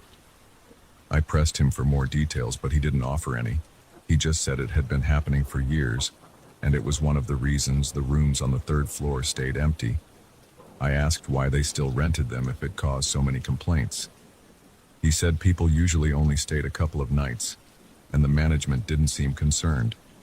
I tried to switch rooms, but everything else was booked because there was a big conference in town. At that point, I felt stuck. My company had paid for this hotel, and I didn't feel like paying for another on my own. I decided I'd try to deal with it. Maybe use earplugs, keep the TV on, and ignore it. But a part of me wanted to figure out what was going on. I hate strange problems I can't explain. That evening I came back from another long day. I took a hot shower, ate some leftovers I'd stored in the mini fridge, and tried to get some work done on my laptop. The Wi-Fi was slow and the pages took forever to load. I eventually gave up. The entire building felt heavy, like there was a weight in the air. I could almost sense that as soon as I turned off the lights, the whispering would come back. Around midnight, I felt my eyelids drooping. I clicked off the lamp by the bed, then left the bathroom light on again. I didn't want total darkness. I closed my eyes, listening to the dull hum of the vent. It must have been an hour later when I heard it again. Quiet, constant chatter. It felt closer than the night before. I sat up, and my heart rate spiked. There was a pressure on my chest, like I couldn't get a deep breath. I tried to focus on the noise. My skin got goosebumps and the back of my neck felt cold. I got up and leaned against the door again. The whisper was right outside, as if someone stood there with their mouth near the door, muttering a low string of words. I suddenly felt angry. I swung the door open wide. Nobody. I looked left and right. The corridor was motionless. My anger turned into nervousness. I stood there in my pajamas, scanning the hallway. I even walked down to the window at the far end, just to see if anyone was hiding around the corner. I found nothing.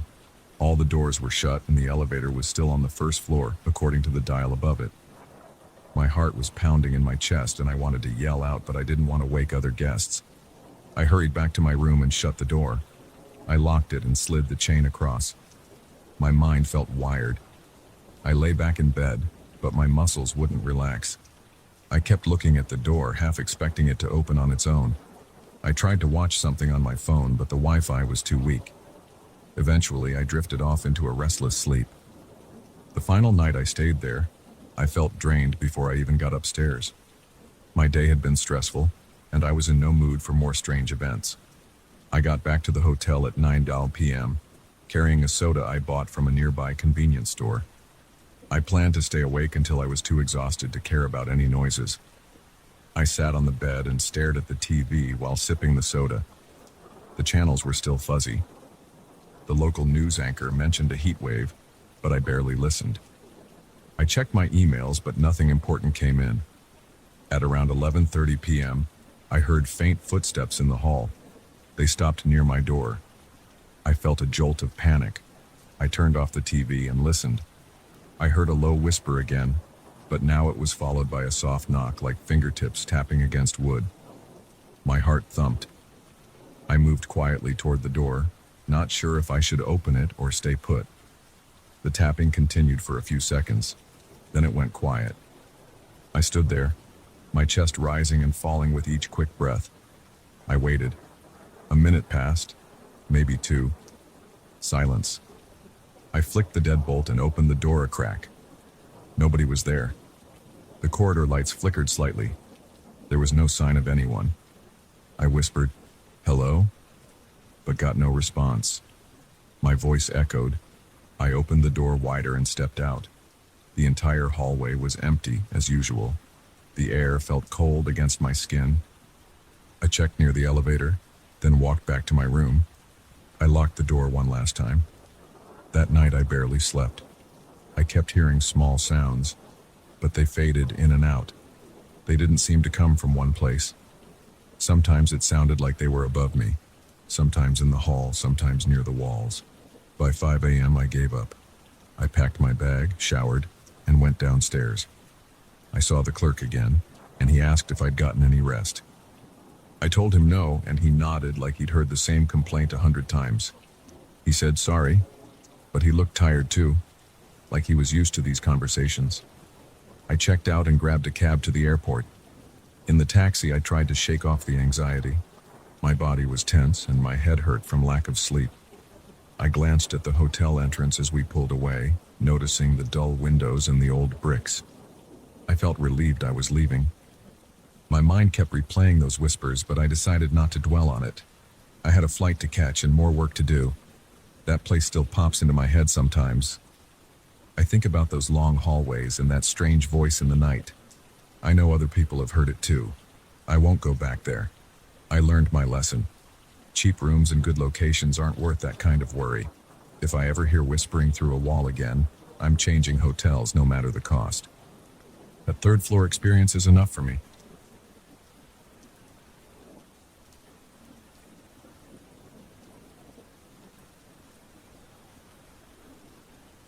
I still remember the first night I heard the knocking. I was in my bedroom, sitting on my bed with my laptop open. My place was a large townhouse where I lived with 3 friends. We each had our own room, but we shared the kitchen and the living room. The house had 2 floors and my room was on the 2nd floor. The first time I heard those soft taps, I figured it was just the pipes in the walls or some random noise from outside. I shut my laptop, yawned, and tried to sleep.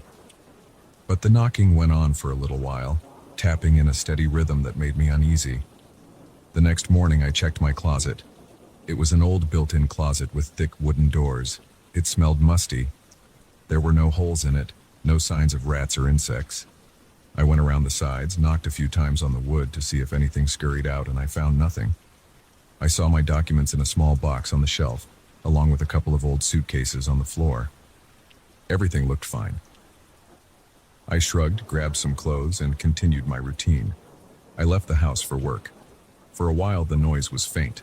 Sometimes late at night I'd hear a light tapping from inside that closet. I assumed it was the plumbing behind the walls. Our house was old. The stairs creaked when we stepped on certain spots. The floor would groan if it was windy outside. I didn't worry too much. My friends were usually downstairs or in their rooms. We'd watch TV in the living room sometimes, sharing beers and pizza. One of them asked if I'd heard anything strange at night, but I said I wasn't sure it was strange. It might have been normal house sounds. But over the weeks, the noise became harder to ignore. Sometimes I'd be lying in bed about to fall asleep, and I'd hear 3 or 4 knocks in quick succession. They sounded like someone rapping lightly on wood. I'd hold my breath for a second and wait. Then everything would go silent. My heart would slow down and I'd tell myself it was just the house settling. One night, I woke up around 3 in the morning. I had no idea why I was awake. My room was quiet except for my fan. Then I heard a dull thump from inside the closet. It was heavier than the soft knocks. I froze in place, staring at the closet door. My back felt tense. My eyes flicked toward the door handle, but it wasn't moving. I tried to calm down. Maybe something fell off the shelf. But when I checked the next morning, nothing was out of place. Eventually, my friends started talking about moving out. 2 of them wanted to get a smaller apartment. The other one had a job offer in another city. We were all on different schedules and the townhouse felt too big for us. I decided I would stay a while longer because I had a good deal with the landlord. I didn't mind the space and I liked the location near my job. I thought living alone might be a nice change of pace. That was before the knocking got more intense. After they moved out, the nights felt lonelier and quieter. I'd watch TV downstairs, but I kept feeling like I needed to check around every corner. The living room was dimly lit by a standing lamp. I kept the kitchen lights off to save electricity. The hall leading to the stairs felt strange at night, so I'd always flip on the switch before walking up. The floors would creak under my feet and the house seemed to sigh with every step. I still heard knocking in the closet some nights, but it was usually faint. Then, about a week after I was alone, I had a night of insomnia. I couldn't settle down. I was thinking about work deadlines and some personal stuff. I lay in bed staring at my ceiling, listening to my fan. It was the middle of summer, but my room didn't cool down easily. I had no air conditioning, so I was relying on an open window and a small fan.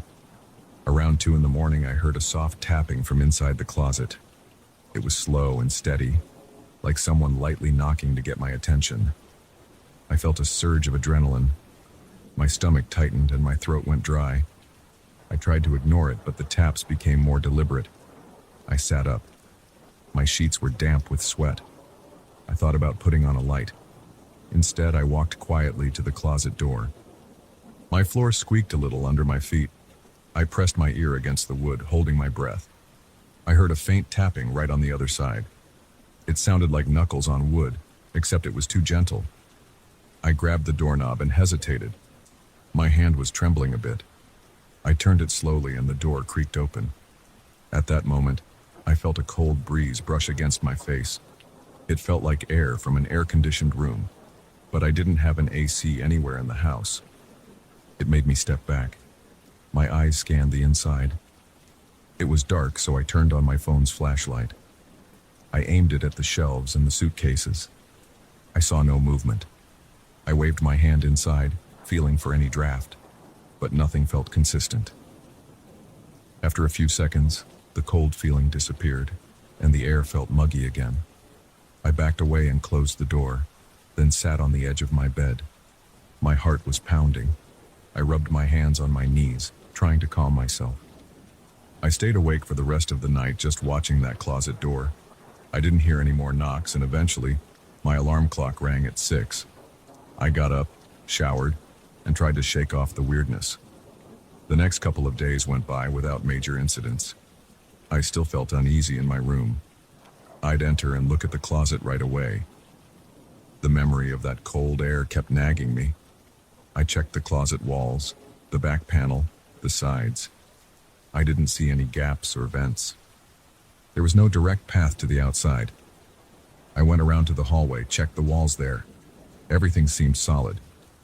I told a coworker about it and he shrugged. He said old houses can have strange drafts. He didn't seem concerned. A few nights later, I was watching a show on my laptop. It was late, around midnight. I paused the show because I heard knocking from upstairs. It wasn't loud, but it was distinct. It sounded like knuckles on wood again 4 or 5 times, then a pause, then another set of knocks. My stomach twisted. I lowered the volume on my laptop and listened. The knocks continued. I stood up, left the living room, and climbed the stairs slowly. My heart was racing and I felt a light sweat on my forehead. The hallway light was on, and my bedroom door was open. I stepped inside. The knocks stopped. The closet door was shut, just as I'd left it. I walked over and grabbed the doorknob. I paused for a second, trying to decide if I really wanted to open it again. My hands were slightly clammy. My breathing was shallow. I turned the knob and opened the door. My nose twitched at the stale smell inside, but I didn't feel any cold air this time. It just felt stuffy and dark. I aimed my phone's flashlight inside. I checked the shelf, moved my documents aside, and looked behind the suitcases. I even tapped the back panel a few times. Everything seemed normal. I listened carefully for any noise, but it was silent. I closed the door. My hands were shaking, and I felt a tension in my neck. I went back downstairs, but I couldn't focus on my show anymore. I felt jumpy. Over the next 2 weeks, I tried to ignore it, but the knocks became part of my nightly routine. Sometimes they'd be brief. Sometimes they'd go on for a minute. I'd lie in bed, eyes locked on that closet, waiting to see if anything happened. My imagination ran wild, but I tried not to dwell on it. When I needed clothes from the closet, I'd open it quickly, grab what I needed, and close it right away. I started storing more of my things in the hallway closet just to avoid that one. One afternoon, I decided to be more thorough. I pulled everything out of that closet. I placed my documents in a cardboard box on my bed. I dragged out the suitcases and opened them. I wanted to make sure there were no animals or insects hiding inside. The suitcases were empty except for some old papers and a few receipts. I lifted them out of the room, set them near the door, and then started checking the wood panels inside. I tapped each area, checking for hollow spots. The interior was old but solid. There were no holes, no evidence of rodents. I got a screwdriver and tried to loosen a corner of the back panel to see if anything was behind it, but it was fixed in place. The nails were rusted, and the panel wouldn't budge without serious damage. I decided not to rip it out because it wasn't my house. I was just a tenant. I was alone with my thoughts that afternoon, and I felt my nerves were on edge. I wasn't hearing anything at the time, but I couldn't shake the memory of those knocks. That night, around 11 p.m., and I heard a steady thumping sound from the closet. It was louder than before. It sounded like someone knocking with their knuckles, 3 times, pausing, then 3 more times. My pulse spiked, my face felt hot, and my legs trembled a little. I moved to the closet door, resting my hand on the doorknob. The knocks kept going. They were gentle, but firm. I felt sweat running down my back. I opened the door in one quick motion. I aimed a flashlight inside. I saw only the wooden interior. I stepped back, but I kept the door open. There was a heavy silence. The air felt normal, not cold, not warm. I stood there for a while, listening. My breathing was loud in my ears. After a minute, I reached out and tapped on the inside of the closet wall, just to see if anything responded. Nothing. I tapped again. Nothing. I slept with the closet door open that night. I wanted to see if anything moved or if I could catch something in the act. I turned off the lights, climbed into bed, and watched the darkness. My eyes kept adjusting, and every shape in the corner seemed suspicious. I stayed awake for hours, waiting for the knocks. Eventually, I drifted off. When I woke up, it was morning, and the closet was silent. That last month in the townhouse felt endless. Every evening, I'd come home from work, heat up dinner in the microwave, and watch TV alone. I felt on edge. The big empty house made every sound more noticeable. The plumbing would clang sometimes, and I'd jump up to see if it was coming from the closet. I started sleeping with a small lamp on.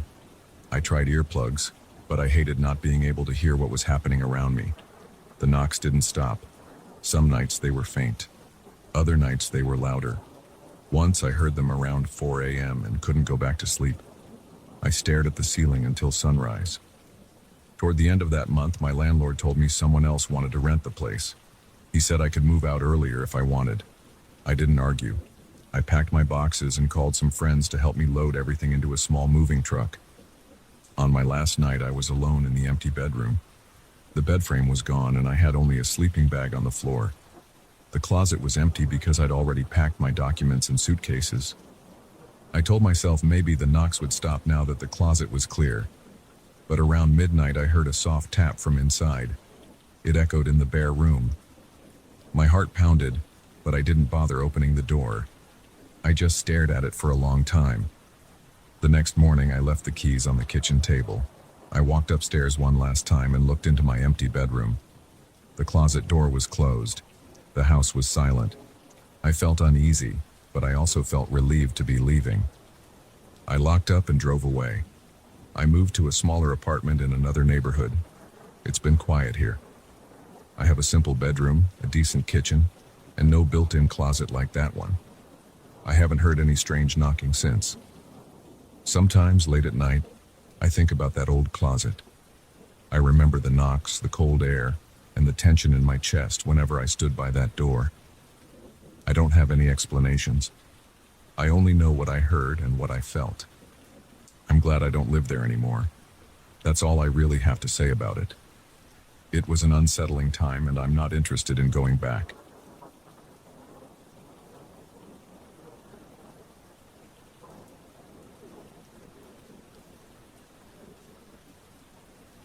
I never cared much about old buildings or rumors of strange things. But when I saw that ad for a cheap rental in an older part of town, I jumped at it. The landlord offered a low rent, and the place looked sturdy enough. I signed the lease without much thought. I just wanted my own space without burning through my savings. I had no idea I'd end up with nights of scratching sounds above my head and an attic door that seemed designed to keep something locked inside. I moved in on a rainy Tuesday afternoon. The first thing I noticed was the front porch. It was wide and had a few loose boards. When I walked across it, I felt the boards give under my feet, and I wondered if the entire house was in similar shape. Once I got inside, though, everything seemed fine. The walls had peeling paint, but the floors were solid. There was a bit of a musty smell, like old books left out in a damp basement. I ignored it. Cheap rent was my only concern. I spent the next day unpacking, setting up the living room with a worn couch I'd bought from a thrift store. The kitchen was small, and some of the cabinet doors were crooked. Nothing major. The bedroom was decent. One window faced the street, and at night I could see the glow from a lone street lamp outside. The bathroom fixtures were old, but they worked. I figured I could live with a few quirks. On my second day there, I spotted a door near the hallway that led to the kitchen. It looked like any other closet door at first, but there was no handle, just a wooden panel nailed shut. I gave it a push and it didn't budge. It had 4 or 5 nails in place, plus 2 metal brackets. I realized it must be the attic access, but it was sealed up tight. At that point, I felt a small flutter of curiosity, but I didn't care enough to make a big deal of it. I mentioned the door to the landlord when he stopped by to drop off an extra set of keys. He just shrugged. He said it was best not to mess with it. I asked if there was anything valuable up there. He said no, nothing but old junk. Then he switched the topic to the garbage pickup schedule. It struck me as a little odd that he dodged further questions, but I decided not to push. I had more important things to deal with, like finding a better job and settling into a new neighborhood. That first week, the house felt okay. The place was quiet, and the neighbors kept to themselves.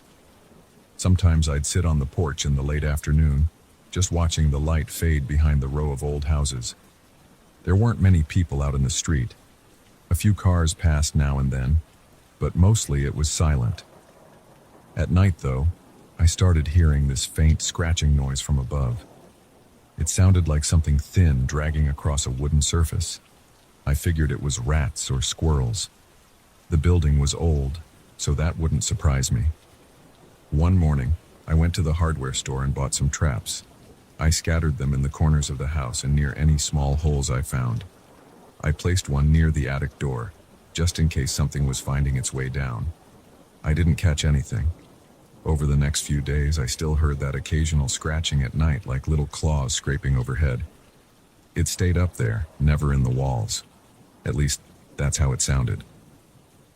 I tried to brush it off. I'd put in headphones and watch movies late into the night. But at times I swore I heard a heavier noise, like a thud or a dull knock. It was less frequent, but it got my attention. One night I was lying in bed, about to drift off, when I felt a faint vibration through the ceiling. It was rhythmic, almost like footsteps, but they dragged in a weird way. I felt my pulse quicken, but I tried to calm down. I told myself it was an animal searching for a place to nest. Still, my heart pounded. I could feel sweat forming on my forehead. That next morning, I decided to give the attic door another look. I examined the nails and the brackets. They looked newer than the rest of the house. The wood around them was worn, but the metal was shiny, as if someone had replaced them recently. I ran my hand along the seam of the door. It felt rough, and there was a slight gap where I could see a dark sliver of space. A draft of cool air hit my fingertips. I tried prying at one of the nails with the back of a hammer, but it wouldn't come loose easily. I remembered the landlord's warning and decided not to push my luck. Maybe it was just old boards shifting. That night, the noises got louder. I was in bed checking my phone when I heard a scraping sound that made the hair on my arm stand up. It wasn't just a small scratching. It was a longer drag, like something heavy moving against the floor above me. I sat up in bed, my heart thumping. The house was otherwise silent. I strained my ears. For a while, there was nothing. Then it happened again. A slow, dragging noise that almost pulsed through the ceiling. I got up, walked to the hallway, and stood beneath the attic door. I could see a faint outline of the edges in the dim light from the kitchen. I held my breath, waiting. My palms felt clammy, and I realized I was holding the doorknob to the bathroom with a tight grip. Then I heard a soft thump, like something hitting the floor. Right after that, it stopped. Everything stayed quiet for the rest of the night, but I couldn't sleep. My mind raced with questions. Was there an animal? A person? Why was the landlord so secretive about it? The following day, I left a message for the landlord asking him to come by. He didn't call back. I tried not to dwell on it, but the memory of that dragging noise wouldn't leave me. I spent the afternoon cleaning the living room, hoping to take my mind off things. Every time I glanced at the ceiling, I felt a knot in my stomach. I turned on the TV to fill the silence. When night came, I was on edge. I lay in bed with the lights off, listening. Around midnight, the scraping returned. It lasted for only a few seconds at a time, then paused, then started again. Each time, it sounded like it moved from one side of the attic to the other. My chest felt tight and I realized I was clenching my jaw. After about an hour of this, I couldn't take it anymore. I got up, grabbed a flashlight, and headed to the attic door. I pulled out my phone to record any noise. If there was something up there, I wanted proof. As I approached the door, I heard a tiny creak from above. I held the flashlight in one hand, shining it up at the boards. I saw nothing but old wood and cobwebs on the surface. I ran my other hand along the door. I pushed it gently, and I felt the door give a little, but the nails and brackets held it in place. I thought about prying them out again. The house was quiet, though, so I backed away. I told myself if I heard anything else, I'd go for it. I hardly slept. In the morning, I found a note from the landlord on my kitchen counter. I must not have locked the door when I came back in. The note said, "Everything is fine. Please don't try to open the attic. I'll handle any issues." That was all. No signature, nothing else. I felt a chill run through me. It meant he had let himself in while I was asleep or out for a quick trip. And how did he know I was thinking about opening the attic? I called him. No answer. I left another message. I asked if he found signs of animals up there. I said I was worried about damage. I told him about the noises. He didn't return my call. I sat on the couch, feeling a little violated that he entered without telling me. At the same time, I was relieved. Maybe he would handle it. Maybe he'd send a pest control person. I tried to go about my day. I bought groceries and tried a local coffee shop. All the while, I felt uneasy. That night, the noise started around 11. This time, it was distinct footsteps, not just dragging. They were slow and steady, like someone pacing. My heart pounded. I turned on my flashlight again and went to the attic door. I could feel the vibrations through the floor. I raised the flashlight, aiming at the door, and I noticed something that made me swallow hard. The brackets weren't just nailed in. They were secured with thick screws from the inside. It looked like someone wanted to make sure nothing could push its way out. The pacing above me stopped abruptly, as if whatever was up there sensed I was standing below it. My mind raced with ideas. Maybe there was an animal, but animals didn't move like that. My hands shook. I decided I'd had enough. I grabbed a screwdriver, figuring I'd loosen the screws from the outside, but I couldn't get the right angle because the heads of the screws were inside. It was like the door was sealed from the attic side. I backed away, my heart hammering against my rib cage. I felt a little nauseous. I went to my bedroom, locked the door, and turned on a small lamp. I stayed up all night listening. At around 3 a.m., I heard another faint dragging sound. After that, everything was silent. When morning came, I called a buddy who lived about an hour away. I told him I needed help moving out. I didn't care about losing the deposit, I just wanted out of that house. My friend arrived by noon. I didn't give him too many details. I just said the place was creeping me out and the landlord wouldn't fix anything. He shrugged, helped me pack, and by evening, we had most of my stuff loaded into his truck. As we carried the last boxes out, we looked up at the attic door one more time. The brackets were still there, shiny and solid. My friend whistled softly when he saw the nails and screws. He asked me if I ever got a look inside. I said no, and I had no intention of finding out what was in there. He just shook his head. I locked up the house, left the key on the kitchen counter, and never went back. The landlord never called me. I never heard a word about breaking the lease or anything like that. I moved in with my friend for a few weeks while I searched for another place. Even now, when I think about that attic door, I feel tense. I remember the thumps and the dragging sounds. I think about the message the landlord left and how he seemed more worried about keeping that door sealed than about my comfort. Sometimes I wonder if someone else moved into that house and tried to pry open that attic. The idea makes my stomach twist, but I don't lose any sleep over it. I'm just glad I got out when I did. I can't explain what was going on. Maybe it was just some big animal trapped up there. Maybe it was something else entirely. I'll never know. All I can say is I'll never rent an old place without checking every corner first. The memory of that sealed attic door still makes my skin crawl, and I'm not going to risk stumbling into something like that again. I'd rather pay more for a place where I can see every inch and don't have to lie awake listening to whatever's trapped above my head. All I care about is that I got away and moved on. If there was something up there, it's still there. I'll leave it for someone else to discover.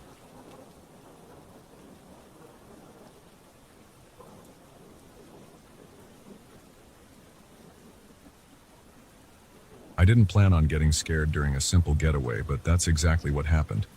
On my second night at a secluded ranch, I ran into something I can't explain. I wasn't looking for trouble. I just wanted some air. But I saw a strange light on that dark road, and it still makes me uneasy whenever I think about it. I was on vacation from my regular job. I needed a break from the city, so I accepted an invitation to stay at a ranch owned by some acquaintances. The place sat at the end of a long, quiet road. When I arrived, I noticed how narrow the road was. The trees were close on both sides, and there were no streetlights after a certain point. My host, Silas, greeted me at the front gate.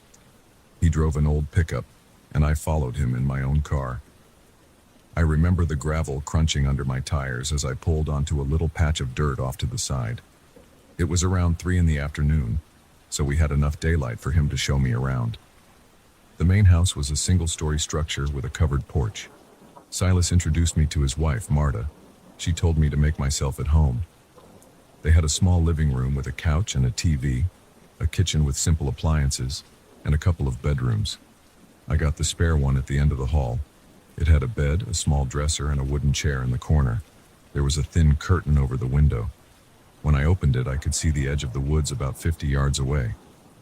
I unpacked my bag, changed into a clean shirt, and headed back to the main area. Silas asked if I wanted to see the rest of the ranch. We walked around the property. I saw a small barn off to the left side, a few pens for animals, and a chicken coop. Everything looked old and worn, but it was sturdy enough. The back of the property went downhill to a narrow creek. Beyond that, there were more trees and some fenced-off sections. Silas said they belonged to his neighbor. I remember the faint smell of cow manure drifting around, mixed with fresh grass and damp earth. It wasn't entirely unpleasant. In a weird way, it made me feel I was far from the city. That first evening, I ate dinner with Silas and Marta. We had grilled meat, beans, and some vegetables. It tasted good after the long drive. We chatted about ordinary stuff. They warned me about the limited lighting outside. They said if I needed to walk anywhere at night, I should bring a flashlight. There weren't many neighbors, and the nearest small town was about 20 minutes by car. I didn't plan on going out that night, so I shrugged it off. When night fell, the property got quiet. I heard crickets and the occasional rustling of some animal in the bushes. The wind picked up, and the trees made a soft shushing sound as they swayed. I stayed up until around 10, reading a book in the living room. Silas and Marta went to bed earlier. The house was dark except for the lamp next to me. Eventually, I got tired and headed to my room. I closed the door and lay down. The bed was comfortable enough. The silence felt thick. I could hear my own breathing, and a faint hum in my ears that sometimes happens when everything else is dead quiet. Eventually, I fell asleep. The next morning, we had a light breakfast. Silas offered to show me a fishing spot near the creek. We took a pair of rods and some bait down to the water. The sun was strong. I wore a hat and old sneakers. We didn't catch anything big, just a couple of small fish we tossed back. Around noon, we returned to the house. Marta had made lunch, rice, vegetables, and some leftover meat from the previous night. After that, Silas left to run errands in town. Marta stayed behind to clean up the kitchen. I decided to walk around the property on my own. I followed a dirt path past the barn, trying to see where it led. It looped around and took me through a section of overgrown grass, then back near the chicken coop. I spotted a couple of old sheds that looked like they hadn't been used in years. One had a broken door leaning on its hinges. The afternoon passed without incident. By sundown, Silas came back. He seemed tired and asked if I wanted to drive into town for a drink. We ended up at a small bar with a few locals around. Everyone seemed friendly enough. Nobody mentioned anything weird or scary. We went back to the ranch around 9. As we pulled onto that final stretch of road, I couldn't help noticing how dark it was. The headlights cut through the darkness, but beyond that beam, everything disappeared into black. We parked near the house and I said goodnight to Silas and Marta. I went to my room, dropped onto the bed and felt restless. I guess I was used to city noise, and that deep countryside silence left my mind racing. Around 11, I decided I needed some fresh air. I grabbed a small flashlight I found in one of the kitchen drawers. I stepped outside, shutting the door behind me as quietly as possible. The porch light was on, but it was a weak bulb. The air smelled of damp grass and warm earth. I walked toward the front gate, passing the side of the house where a few flower pots were stacked near the wall. After about 20 yards, I reached the main gate. It was just an iron bar gate with a chain on it. I could see the dirt road stretching out beyond it. The moon was barely visible behind some clouds, so everything was pretty dark. I leaned on the gate, looking at the road. There was a soft rustling in the bushes behind me. Probably a small animal. I took a deep breath and let it out slowly. That's when I saw the light in the distance. It looked like a single headlight, maybe from a motorcycle or a small scooter. It was a circular beam coming down the road, but the road was straight and empty. I listened for an engine, but there was nothing. No hum, no buzz, no rumble. Just the low chirp of insects and the breeze pushing through the trees. I stood there, gripping the gate. The light kept moving closer. It wasn't fast. It felt like it was cruising at a slow speed. I flicked off my flashlight because I wanted to see it more clearly. The beam of light looked steady. It didn't wobble or bounce like you'd expect from a bike on a rough road. There was no shape around it, no outline of a rider. After a few more seconds, the light dimmed and went out. Just like that. Gone. I didn't see it turn anywhere. It didn't fade gradually. It was there 1 second and gone the next. I stayed where I was, waiting for someone to come walking along. Maybe a guy with a flashlight would appear, but the road stayed dark. I heard nothing. I won't lie. I felt my heart thumping. My skin got clammy. My mind jumped to all sorts of explanations, but none of them made sense. I waited another minute or two, trying to stay calm. Then I turned on my flashlight again and aimed it up and down the road. Nothing. I tried to peer into the trees, but the flashlight beam only went so far. I ended up heading back to the house. My steps felt heavy, and I kept looking over my shoulder. When I got inside, the living room was quiet. I locked the door behind me. I shut off my flashlight and stood there in the dark, my ears straining for any sound outside. I heard nothing but my own heartbeat. Eventually, I crept to my bedroom and lay down. I had trouble falling asleep. I kept wondering if I should check again or tell Silas right away, but I decided to wait until morning. I stayed awake for at least another hour before I dozed off. The next morning at breakfast, I told Silas and Marta about the light. Silas gave me a serious look but didn't seem too shocked. He said they'd noticed a strange floating light on the road a few times. Marta nodded and said she'd seen it once a month earlier, but it was distant. Silas told me he'd gone out with a shotgun once, thinking maybe some trespasser was messing around, but he never found anyone. They had no idea who or what it could be. A few neighbors had mentioned seeing a lantern at night that moved as if carried by someone, but it disappeared when approached. They had no explanation. I felt a chill go through me. I asked if they'd ever heard footsteps or seen a person with that light. Silas said no. He'd only seen the glow. Marta admitted it made her uneasy. She suggested it might be a reflection of something or light from a passing vehicle on another road, but she also knew how the roads were laid out, and it didn't make sense. The place was too isolated, and there were no hills or mirrored surfaces around. That day, I tried to go about things normally. I helped Silas move a few fence posts, hammered some nails, and fed the animals. But the thought of that light stayed in my mind. I told Silas I wanted to see if it would appear again that night. He said I was free to check, but he wasn't sure if he wanted to join me. He admitted it made him feel uneasy, and he didn't like standing around in the dark waiting for something he couldn't explain. I understood that. I told him I'd let him know if I spotted anything. That evening we ate an early dinner. Silas turned in around 9. Marta followed him soon after.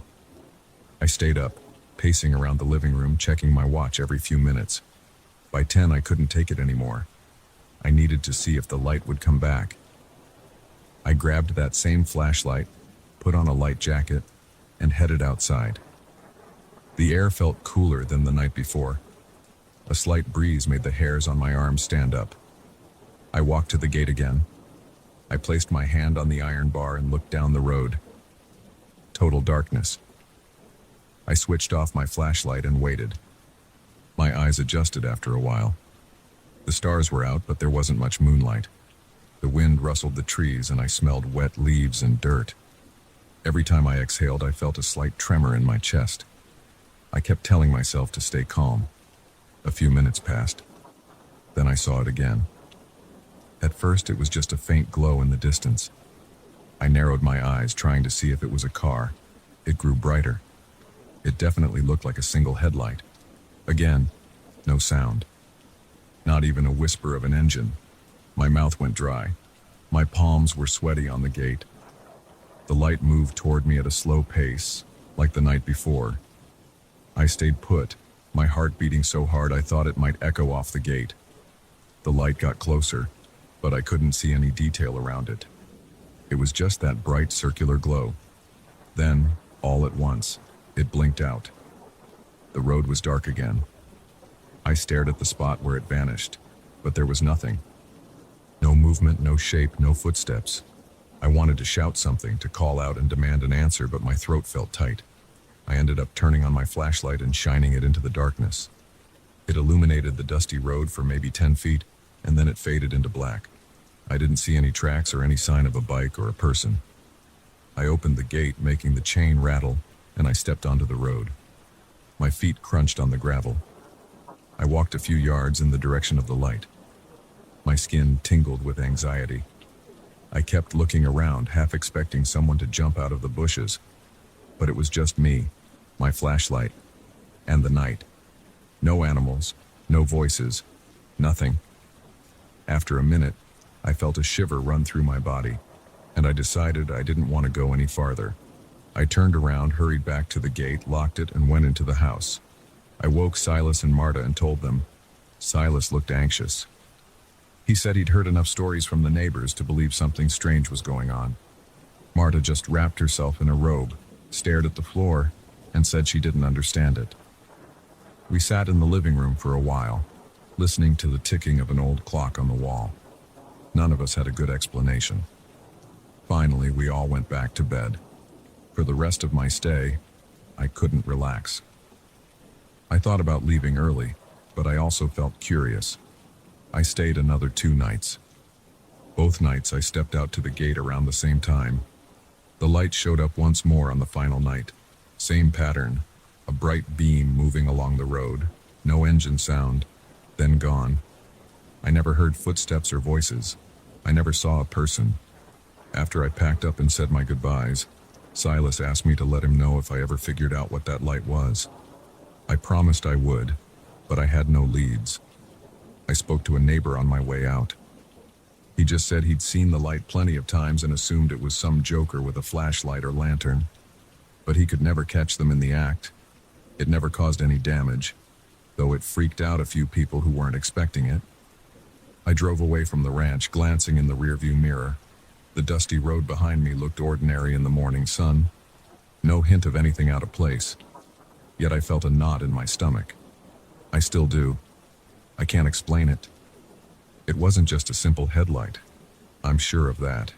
It moved too quietly and it vanished too cleanly. I keep telling myself there must be some ordinary explanation. Someone playing a prank or carrying around a lantern on that dark stretch of road. But until I have proof, all I have is the memory of that slow-moving beam and the silence that swallowed it up. And that's enough to keep me on edge whenever I think about those nights out there.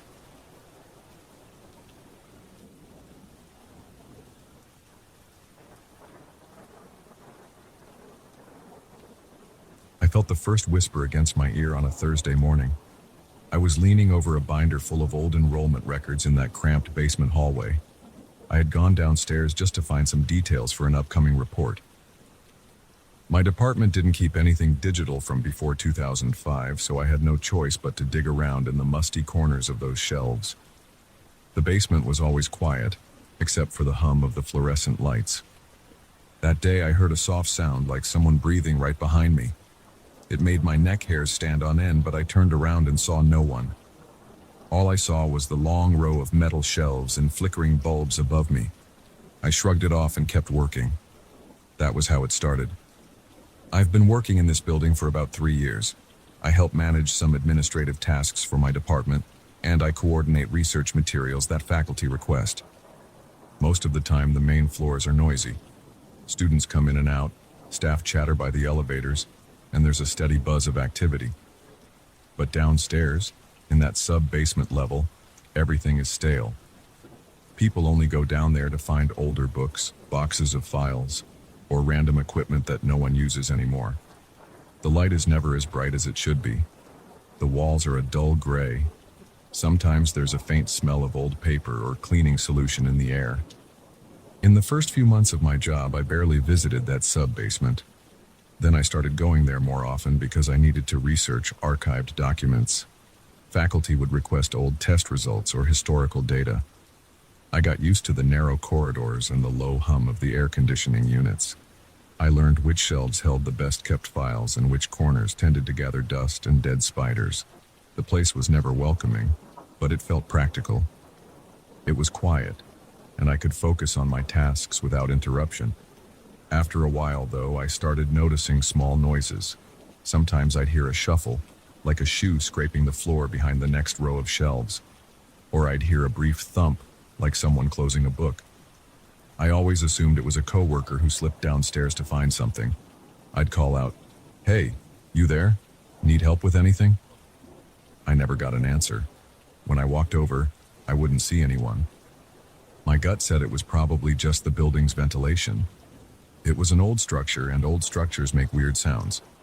I tried to ignore those sounds, but they started happening more often. One time I was scanning a thick folder full of scanned transcripts from the 1990s. The corridor light flickered above me, the way it always did. I caught a slight movement on my left, near the corner of my eye. It looked like a shadow passing across the floor. When I looked straight at it, there was nothing. I felt a sudden chill on my arms, like the temperature dropped. My heart beat faster for a few seconds. I told myself it was probably just my eyes playing tricks in the dim light. A week later, I heard my name spoken in a low voice. It was a short whisper. It wasn't even a clear word. It was more like the beginning of my name drawn out in slow motion. I spun around with a jolt. Nobody was there. I scanned the corridor, walked down to the next shelf, checked behind a tall metal cabinet. Nothing. I felt my palms sweat and my chest tighten. My mind raced with thoughts about how to explain that sound.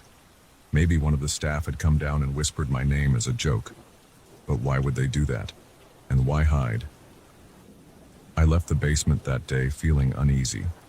That night I stayed awake in bed, replaying that whisper in my head. It echoed in my memory like a broken record. I kept telling myself, it was nothing. The next morning, I went about my usual routine. I filed documents, answered emails, printed out some charts for a professor. Around 3 p.m., I had to go back to the basement.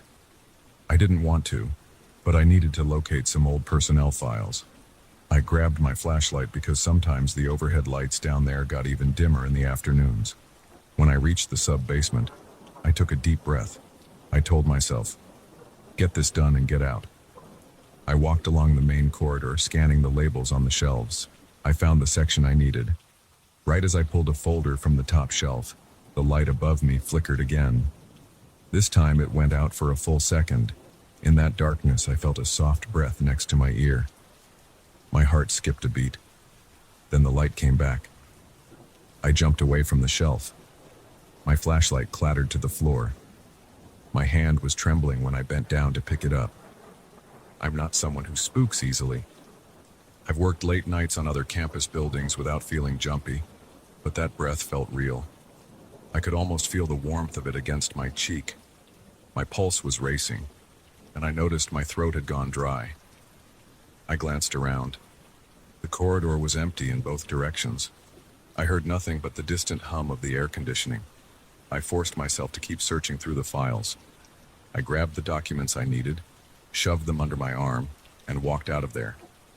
The whole time I felt a tingling sensation at the back of my neck as if someone was standing too close. That evening, I considered talking to the administration or at least telling a coworker, but I felt embarrassed.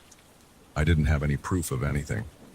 It was just a feeling, a sound, a flickering light. I didn't want them to think I was imagining things or slacking off, so I stayed quiet.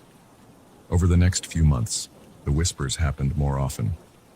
Sometimes I'd just hear a faint mumble, as if someone was talking to themselves on the other side of the bookshelf. Other times it sounded like a half-formed word right behind me, but I could never catch what it said. I'd spin around, flashlight in hand, but I never saw anything. My nerves were on edge. I started sweating more whenever I descended those stairs. I tried to limit my time in the sub-basement. If a professor asked me for something from the archives, I'd say, sure, but it might take a day or two. I'd hope they'd forget about it. I knew it was a bad strategy because I was letting my anxiety affect my work. But every time I set foot in that basement, I felt trapped. The corridors felt narrower. The lights seemed to dim faster.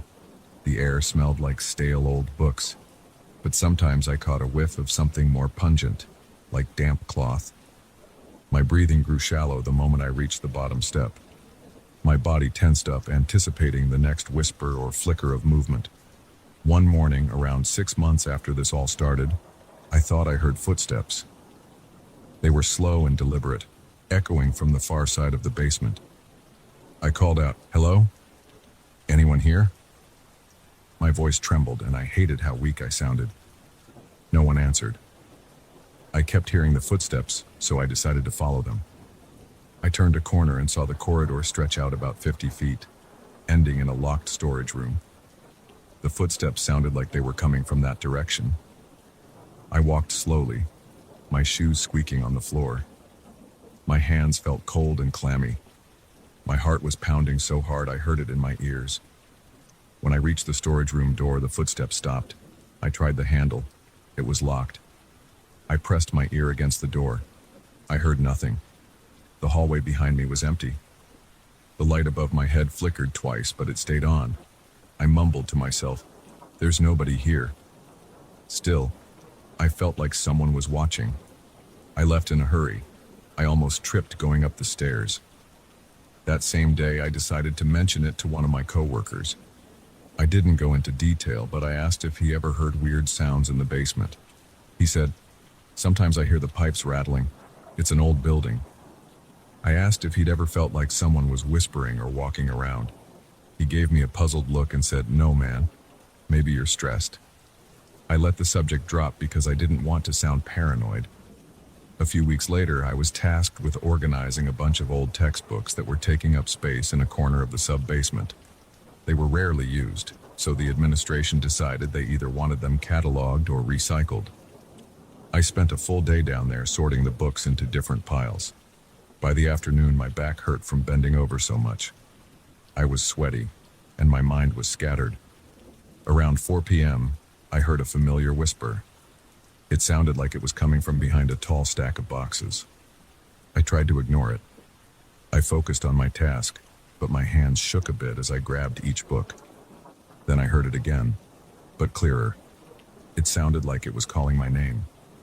I stood up. My knees felt weak. My stomach turned. I took a step toward the boxes. The light overhead flickered. I heard a gentle scrape as if someone was sliding a cardboard box across the floor. I peeked around the stack. No one was there. I felt my breathing grow faster. My vision seemed to blur for a second. I closed my eyes and told myself to calm down. Then I heard a soft exhale right behind me. I spun around, nearly dropping the book in my hand. There was nothing but a metal shelf and dusty volumes behind me. I couldn't handle it anymore. I rushed out of the sub-basement, leaving the books scattered. My coworker saw my face when I returned to the main floor. He asked, "You good? You look pale." I just nodded and said I needed a break. I went to the restroom and splashed cold water on my face. My heart wouldn't slow down for a while. At that point, I knew something was very wrong. I started avoiding the basement unless it was absolutely necessary. When professors asked me for old documents, I'd stall for as long as I could.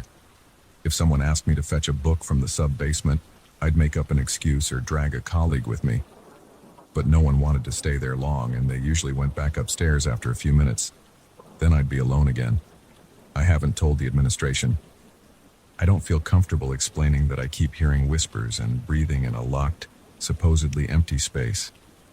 Part of me wants them to investigate, to send maintenance workers to check for air leaks or hidden speakers or something that could explain these sounds.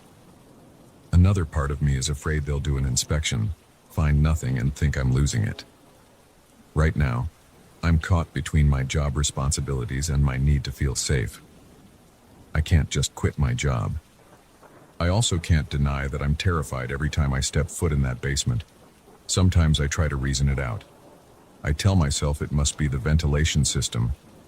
Other times, I wonder if someone's been sneaking in, but I've never found any sign of forced entry or any trace of another person down there. I've considered recording audio on my phone when I go downstairs, just to prove to myself that I'm not imagining this. But the idea of capturing an actual whisper on playback scares me. It might confirm everything in a way I'm not ready to face. So for now, I just do my job as best as I can. If I have to go down, I go down quickly. I move fast, grab what I need, and leave. I don't linger. I try not to think about the shadows I see in my peripheral vision. I try not to focus on the flickering lights or the sudden chills that run down my arms.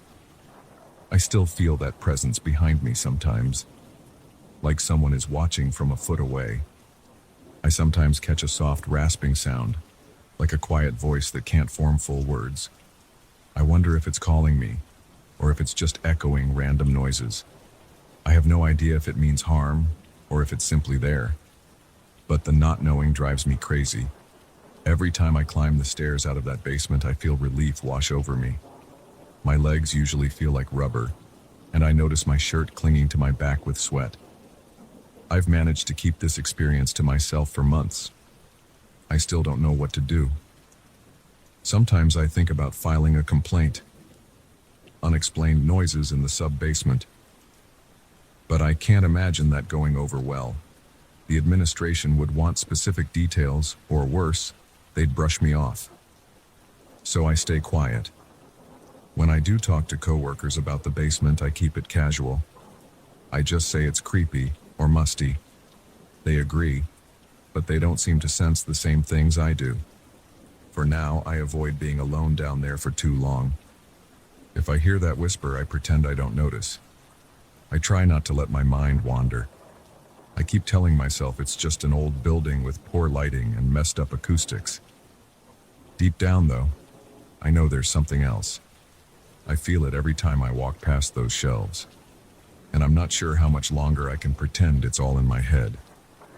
The next time I hear that whisper, I might finally run upstairs and tell someone. Or maybe I'll pack up my stuff and refuse to go back down. I haven't decided yet. But every day I feel that tension building.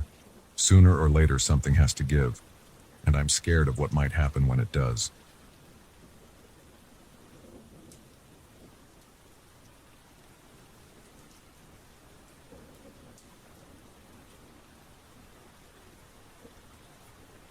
realized something was wrong the first time I heard that grinding noise in the basement. It sounded like metal scraping across concrete, as if someone was trying to shove a heavy pipe along the floor. I was alone. It was a Saturday afternoon, and I was supposed to be checking the electrical wiring. I remember pausing in the silence, holding my breath, and feeling every hair on my neck stand on end. I had bought this commercial space a few weeks earlier. It was an older building in a decent area. The price felt right, and I thought I could remodel it for a small retail shop, or maybe rent it out to a local business.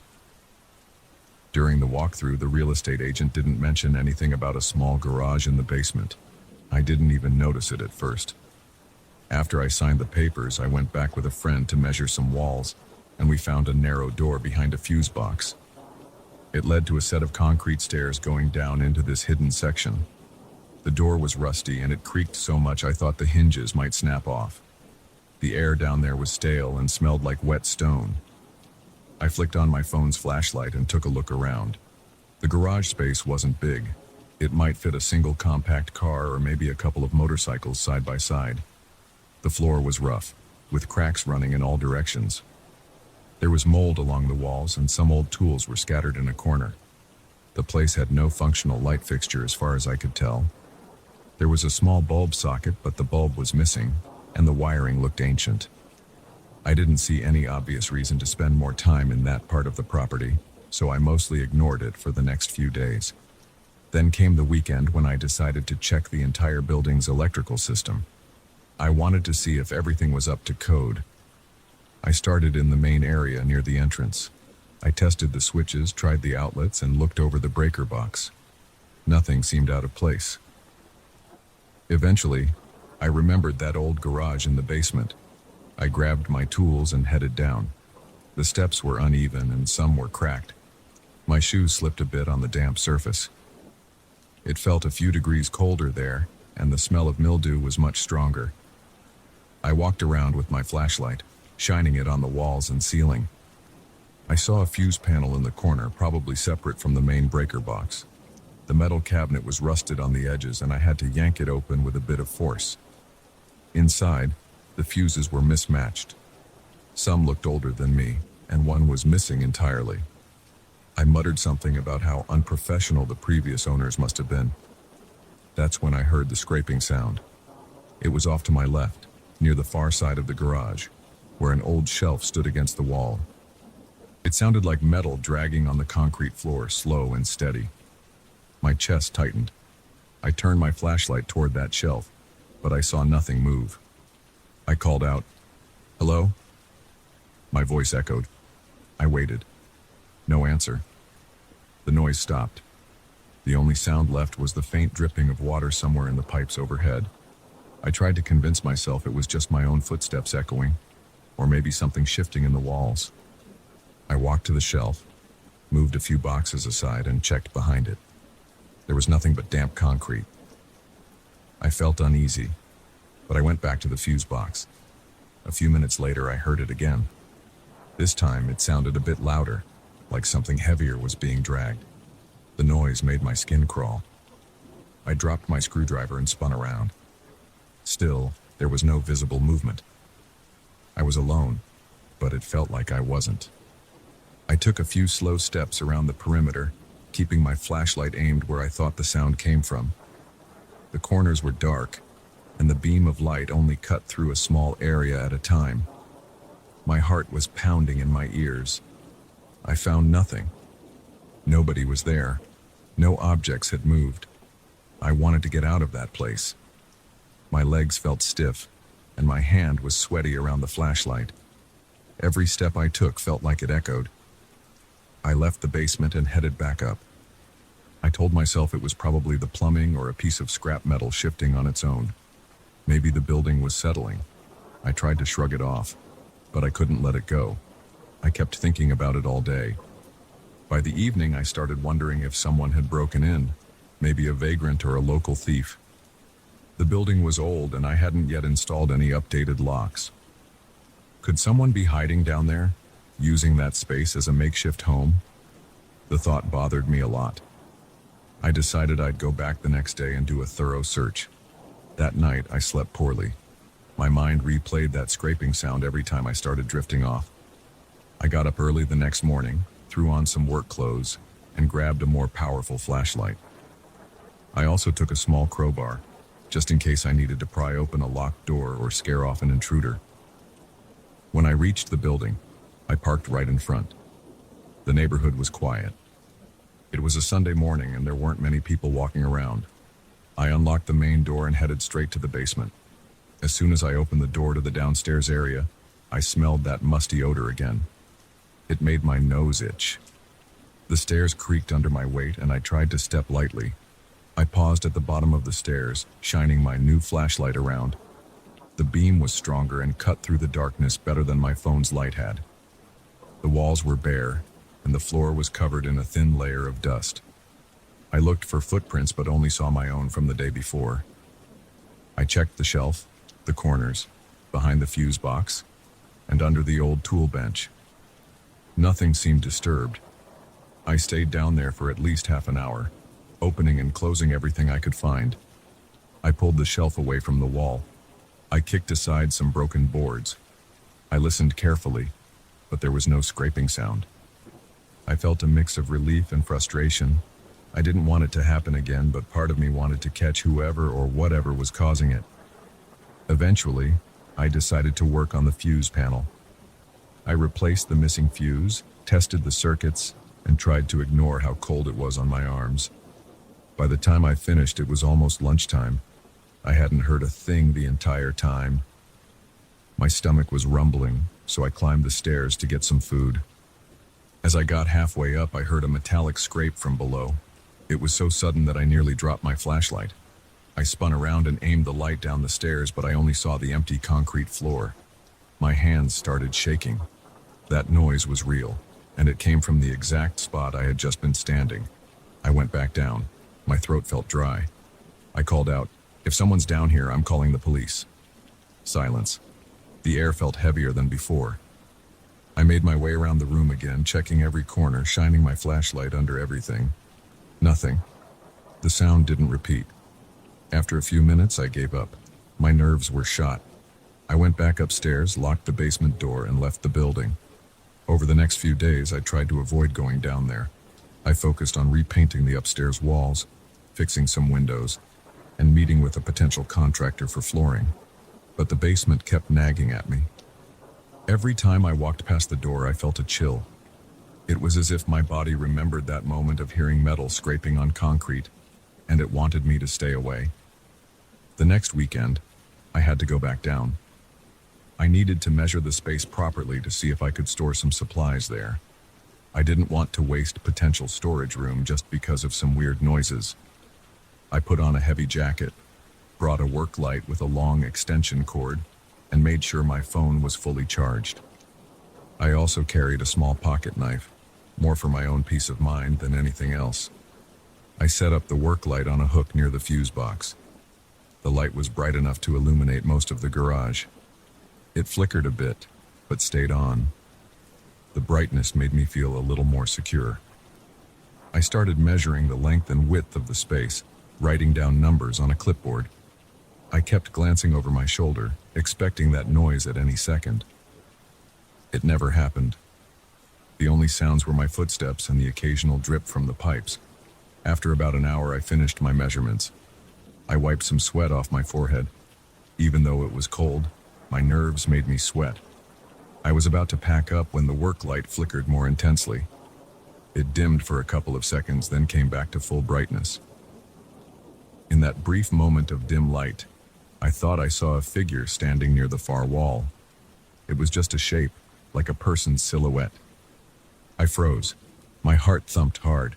I turned the flashlight in that direction, but there was no one. The wall was empty except for some peeling paint. I grabbed my work light and walked over to that spot.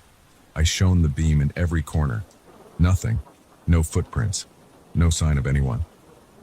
I tried to calm my breathing. My hands were shaking again. The smell of mold was suffocating. I felt trapped in that place, like the walls were too close. I told myself it was just a shadow or my own reflection from a weird angle, but I could feel the goosebumps on my arms and the back of my neck. I hurried to gather my things. Right then, I heard the scraping sound, louder than before. It came from directly behind me. It sounded like something heavy dragging on the concrete. I whipped around so fast that I nearly dropped the work light. I saw nothing. My heart was racing, and I felt like I was going to be sick. I forced myself to walk slowly toward the stairs, not taking my eyes off the center of the garage. The noise didn't repeat. Once I reached the door, I turned off the lights, slammed the door shut, and locked it. Now, whenever I need to go down there for any reason, I feel the same tension building in my chest. My palms sweat, my pulse gets faster, and I can't stop looking over my shoulder. Sometimes I think I hear faint scraping sounds when I'm still at the top of the stairs. Other times I'll be halfway down and I'll swear I see something move out of the corner of my eye. Every single time I check and it's empty. But it doesn't feel empty. It feels like there's someone in the shadows waiting for me to leave. Or maybe waiting for me to get closer. I've tried looking for obvious explanations. I checked the pipes to see if there was some loose joint that might make a scraping noise. I checked the walls for cracks big enough for animals to slip through. I checked the floors for shifting boards or metal plates. Nothing makes sense. Everything looks solid, just old and neglected. Sometimes I wonder if it's just in my head. I do feel stressed about the cost of renovations and the pressure to start making some money off this place. But I can't explain the things I've heard. I can't explain the figure I thought I saw. And I know I didn't imagine the sound of metal dragging across concrete. It's too distinct. It's not rattling pipes or dripping water. It's something else, and I can't figure out what. A few people have asked me how the new property is going, and I usually say, it's fine, needs a lot of work, or something like that. I haven't told them much about the basement. I'm not looking to be the guy with the haunted building or the weird garage. This city has enough rumors. Still, I'm not sure how to handle it. I've thought about installing security cameras down there, but the idea of seeing something on camera freaks me out more. I'm not sure I want proof of someone or something lurking in that darkness. For now, I keep the basement locked when I'm not using it. I've put a thicker padlock on the door and reinforced the frame. I rarely hear any noises from upstairs, but sometimes I think I catch a faint scraping when I'm alone, and the rest of the building is quiet. It sends a chill through my spine every time. It's gotten to the point where I hate walking past that door. I have no plans to break the basement into a rental space or anything like that. If I can avoid going down there, I do. When I can't, I move quickly, get whatever I need, and head right back up. My chest gets tight, and my ears strain to catch even the slightest sound. I leave the door open behind me to make sure I have a clear path out. The air feels cold, even if the temperature outside is warm. The smell of mold clings to my clothes after just a few minutes down there. That's where things stand. There's a hidden garage in the basement. It's dark, damp, and it smells like mildew. Strange scraping noises happen when I least expect them. Sometimes I see a shape or a flicker in the corner of my vision.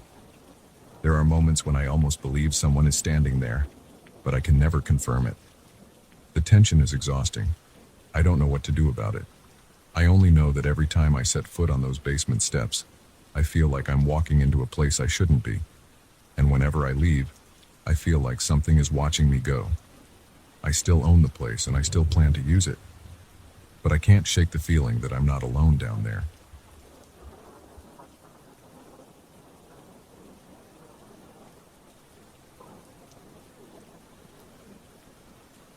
I locked the door behind me every single morning. I checked the lock and jiggled the handle before I left. I wasn't the paranoid type, but I had a gut feeling something was off. Every time I came back, I noticed small things out of place. On the first day, it was a chair at a different angle. On the second, the coffee table had shifted an inch or two. On the third, the cabinet door was a little open when I remembered closing it. Nothing felt right in that flat, and I couldn't shake the feeling that I wasn't living there alone. I moved into that furnished flat because my own apartment was under renovation.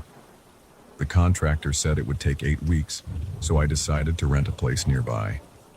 It was a modest studio with a small living room, a kitchenette, a bedroom, and a narrow bathroom. All the furniture came with the rental. A small couch, a coffee table, a single armchair, a dining table with 2 chairs, a bed, and a wardrobe. Everything looked standard when I first saw it. The building had a modern lobby, a front desk, and a hallway lined with identical doors. My flat was on the 6th floor near the elevator. During the first week, I didn't notice anything odd. I was at work most of the day and I came home too tired to pay attention. Then on a Friday evening, I sat on the couch, turned on the TV, and spotted the armchair at an odd angle. I was sure it had been closer to the window. I shrugged it off, though. Maybe the cleaner had moved it. The rental agreement said housekeeping would stop by once a week. I reminded myself I should check the schedule. That was my only explanation. Still, it bugged me. I got up, slid the chair back to its original position, and tried to forget about it. The next day, I woke up, made some coffee, and noticed the kitchen cabinet above the sink was half open. I usually shut everything, but I figured I could have missed that one. I closed it, brewed my coffee, and carried on with my morning. That night, I came back from a late shift and found the coffee table moved. It was about 2 feet closer to the couch. I stopped right at the door and stared at it. The cleaning service had come on Tuesday, and this was Saturday. I hadn't authorized any extra visits. My pulse sped up and I felt a heaviness in my stomach. I walked around the table, crouched to see if there was anything under it, and found nothing. I sat on the couch, turned the TV on, and tried to relax. I kept glancing at the table and the locked door, wondering if I had done that unconsciously. I still managed to sleep, but I felt uneasy. On Monday, I asked the receptionist if someone had entered my unit during the weekend. She checked the digital logs. There was no record of anyone accessing it except me. I asked if the housekeeping staff came on Saturdays. She said no. I felt a chill. I forced a smile and went upstairs to my floor. I stepped into the flat and walked around. Everything looked normal at first glance. I went into the kitchen, opened the fridge, grabbed a bottle of water, and turned around. The bedroom door was open. I remembered leaving it closed. I stood there, bottle in hand, and stared at the empty bedroom. The bed was unmade, the wardrobe shut, and the curtains drawn. Nothing else seemed strange. I told myself I could have left the door open, but I couldn't shake the anxiety that was building in my chest. Later that same evening, I came out of the shower and started dressing in the bedroom. I heard a faint sound from the living room. It was a clicking noise, almost like the TV turning on. I hurried out with my shirt half buttoned. The TV was off, but the lamp next to the couch was on. I left that lamp off before going to shower. My heartbeat pounded in my ears. I walked to the lamp, turned it off, and looked around. The windows were locked. The front door was shut. I checked the closet. Nothing. I checked under the couch. Nothing. I turned on all the lights, marched around the flat, and then sat down on the couch again. I felt my arms shaking. My mind raced. I tried to calm down by telling myself that maybe I'd turned on the lamp by accident. But deep down, I knew it didn't make sense. During the second week, I set up a tiny piece of paper on the top of my front door each morning. I wedged it between the door and the frame in a way that it would fall if someone opened the door. At night, I found the paper on the floor once. I called the receptionist. She insisted no one had used a key to enter. There was a camera in the hallway, but it only recorded footage at the elevator entrance. You couldn't see my door directly. She said maybe the paper fell off on its own. I knew that was possible, but I started suspecting someone had a different way in. Maybe a maintenance entrance or a connecting door. I didn't see anything in the flat that suggested a hidden doorway, but the entire place felt suffocating. I was tired at work because I wasn't sleeping well. I kept imagining someone creeping around while I was gone. Some nights I wondered if they were there even when I was home. One evening, I decided to come back earlier than usual without warning. I left work at noon, told my coworkers I had errands, and arrived at the building around 12:30 p.m. The hallway was quiet. I placed my ear against my own door. I heard nothing. I unlocked it and walked in slowly. I heard a door creak in the hallway that led to the bedroom and bathroom. It was a brief noise, like someone trying to close a door quietly. My throat tightened. I rushed down the hall. The bathroom door was slightly ajar. I pushed it open and flipped on the light. Nothing. Just the shower, toilet, and sink. The bedroom door was open as well. I ran in, scanned the wardrobe, even opened drawers. No one was there. My head felt hot. I didn't see any sign of forced entry. I was sure I heard something, though. Maybe it was just the old hinges, but I felt like I was losing my grip on reality. That night, I brought home a small folding chair from work. I set it in the hallway outside the bedroom door, facing the bathroom. I sat there in the dark, holding my phone, and waited. Around midnight, I felt drowsy. My eyes were heavy, and my neck ached from leaning against the wall. At 1 a.m., I heard a soft thump coming from the living room. It sounded like someone bumping into a table or the couch. I jumped up and rushed over, phone flashlight on. Nobody was there. The couch looked fine. The table was in place, but the lamp was on again. I didn't remember turning it on. My skin prickled. I walked around, checking every corner. I ended up back in the hallway where I noticed the bedroom door was now half closed. I felt a rush of adrenaline. My heart was hammering. I pushed the door open, shining the phone light around. Still empty. I felt sweat running down my temples. I didn't sleep at all that night. The third week dragged on. I was jumpy at work. I double-checked every file because I couldn't concentrate. At home, I tried to record the flat with my phone placed on a shelf, but the battery would die before I could catch anything. I didn't have time to buy a security camera. My bank account was stretched thin because of the renovation. I started thinking I should break my lease, but I needed a place to stay until the contractor finished. Also, I felt like I had to find answers. I didn't want to walk away from this mystery. I wanted to know if I was imagining it or if someone was messing with me. One afternoon, I was in the hallway near the elevator when I heard movement coming from my flat's direction. There were footsteps on the other side of the door. I rushed to unlock it as quietly as I could, hoping to catch whoever was inside. As soon as I pushed the door open, I heard a squeak from the bedroom. I sprinted toward it. The door was shut. I grabbed the handle and yanked it open. The bedroom was empty.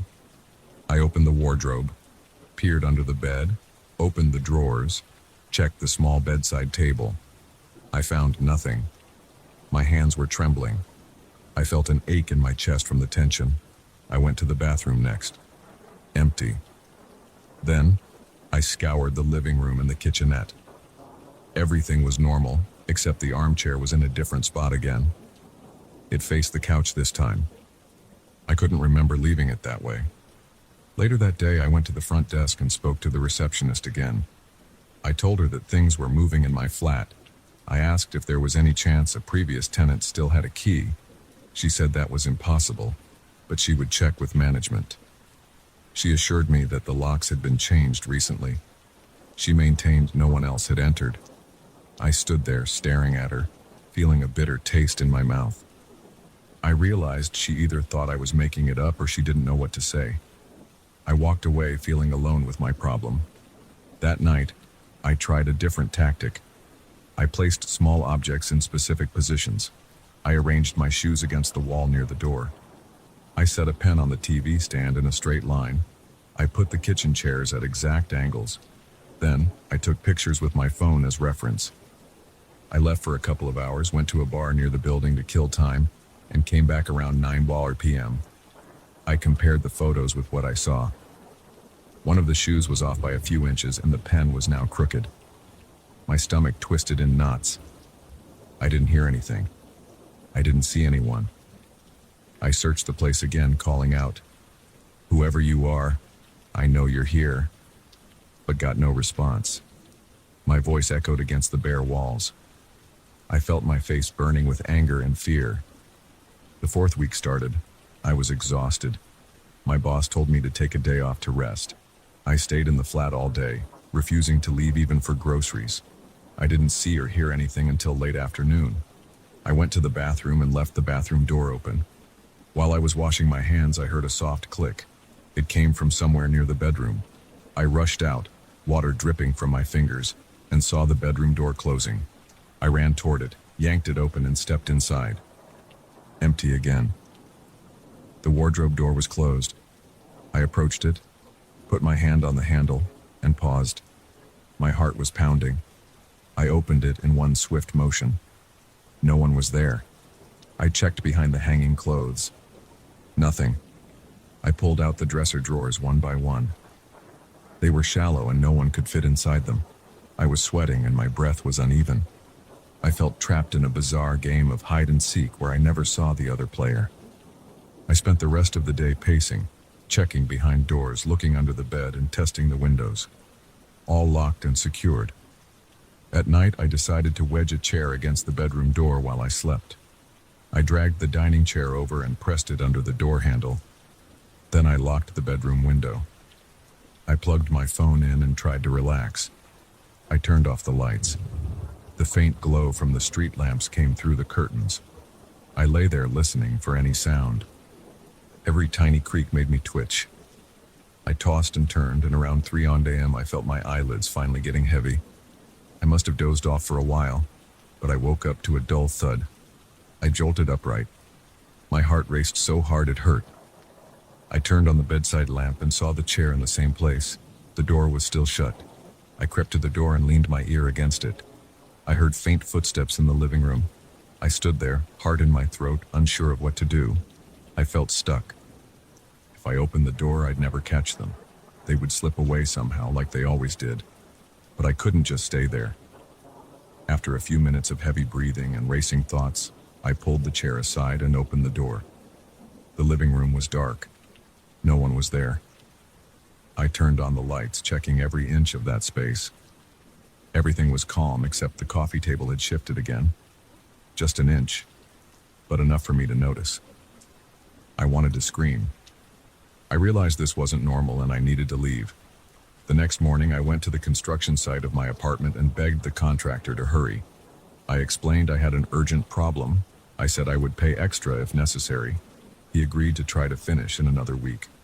I went back to the flat and started packing my stuff. Each night I slept with the lights on. I heard occasional faint sounds in the hallway, but I didn't bother investigating anymore. I just wanted out. On my last day there, I woke up early and hauled my suitcases to the door. I took one last walk through the empty rooms. The armchair was out of place again, facing the wall. The cabinet door was slightly open. I closed it softly and walked away.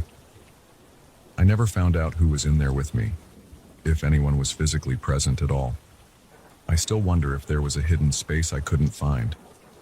Maybe someone had a duplicate key. Maybe I was just exhausted and missing details.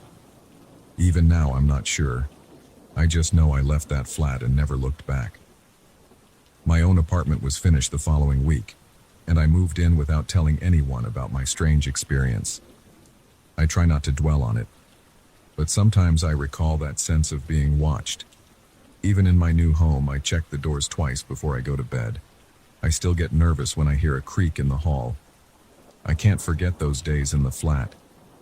The thought that someone might have been there, moving furniture around, hiding just out of sight, still makes my skin crawl. I hope it stays a memory and nothing else.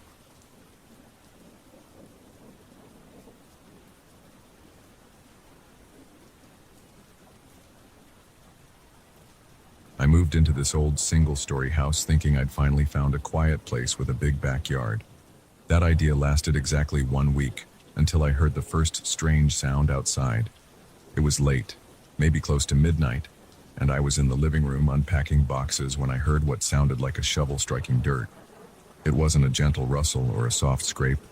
It was a clear, solid knock, metal hitting soil. I froze for a moment, wondering if there was someone messing around on my property.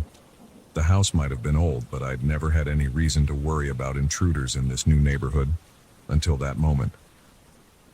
That's when everything changed. I stood there staring at the closed window. My heart was pounding in my ears. The sound came again. It was steady, like someone digging a hole with real effort. I walked to the window and pulled the curtain back. The backyard was dark, and the small security light near the garage didn't illuminate much beyond a few feet. I couldn't see anyone or anything. Still, the noise continued. My stomach tightened. I opened the window a crack to listen more closely. The cool air brushed my face. The sound was very clear now. No doubt it was something metallic striking earth. I grabbed my flashlight, slipped on some shoes, and unlocked the back door. I pushed it open slowly, trying not to make noise. As soon as the door clicked open, the digging sound stopped. I paused on the threshold, shining the light over the grass. Nothing moved. The yard was empty. The only noise I heard then was the buzzing of a distant streetlight. I stood there for a full minute, scanning the area, trying to see if maybe there was a person crouched behind the small garden bed or near the rundown shed in the corner. But there was no shape or outline indicating any human figure. The hairs on my arms stood on end. I stepped off the small concrete stoop and walked into the yard. The night air was chilly, and I felt the damp grass under my shoes. I took slow, careful steps. I circled around the yard, shining my flashlight on the ground to see if there were any fresh holes or piles of dirt. Nothing. The soil looked undisturbed. It was just the same patchy grass, some weeds, and the same old cracks in the earth.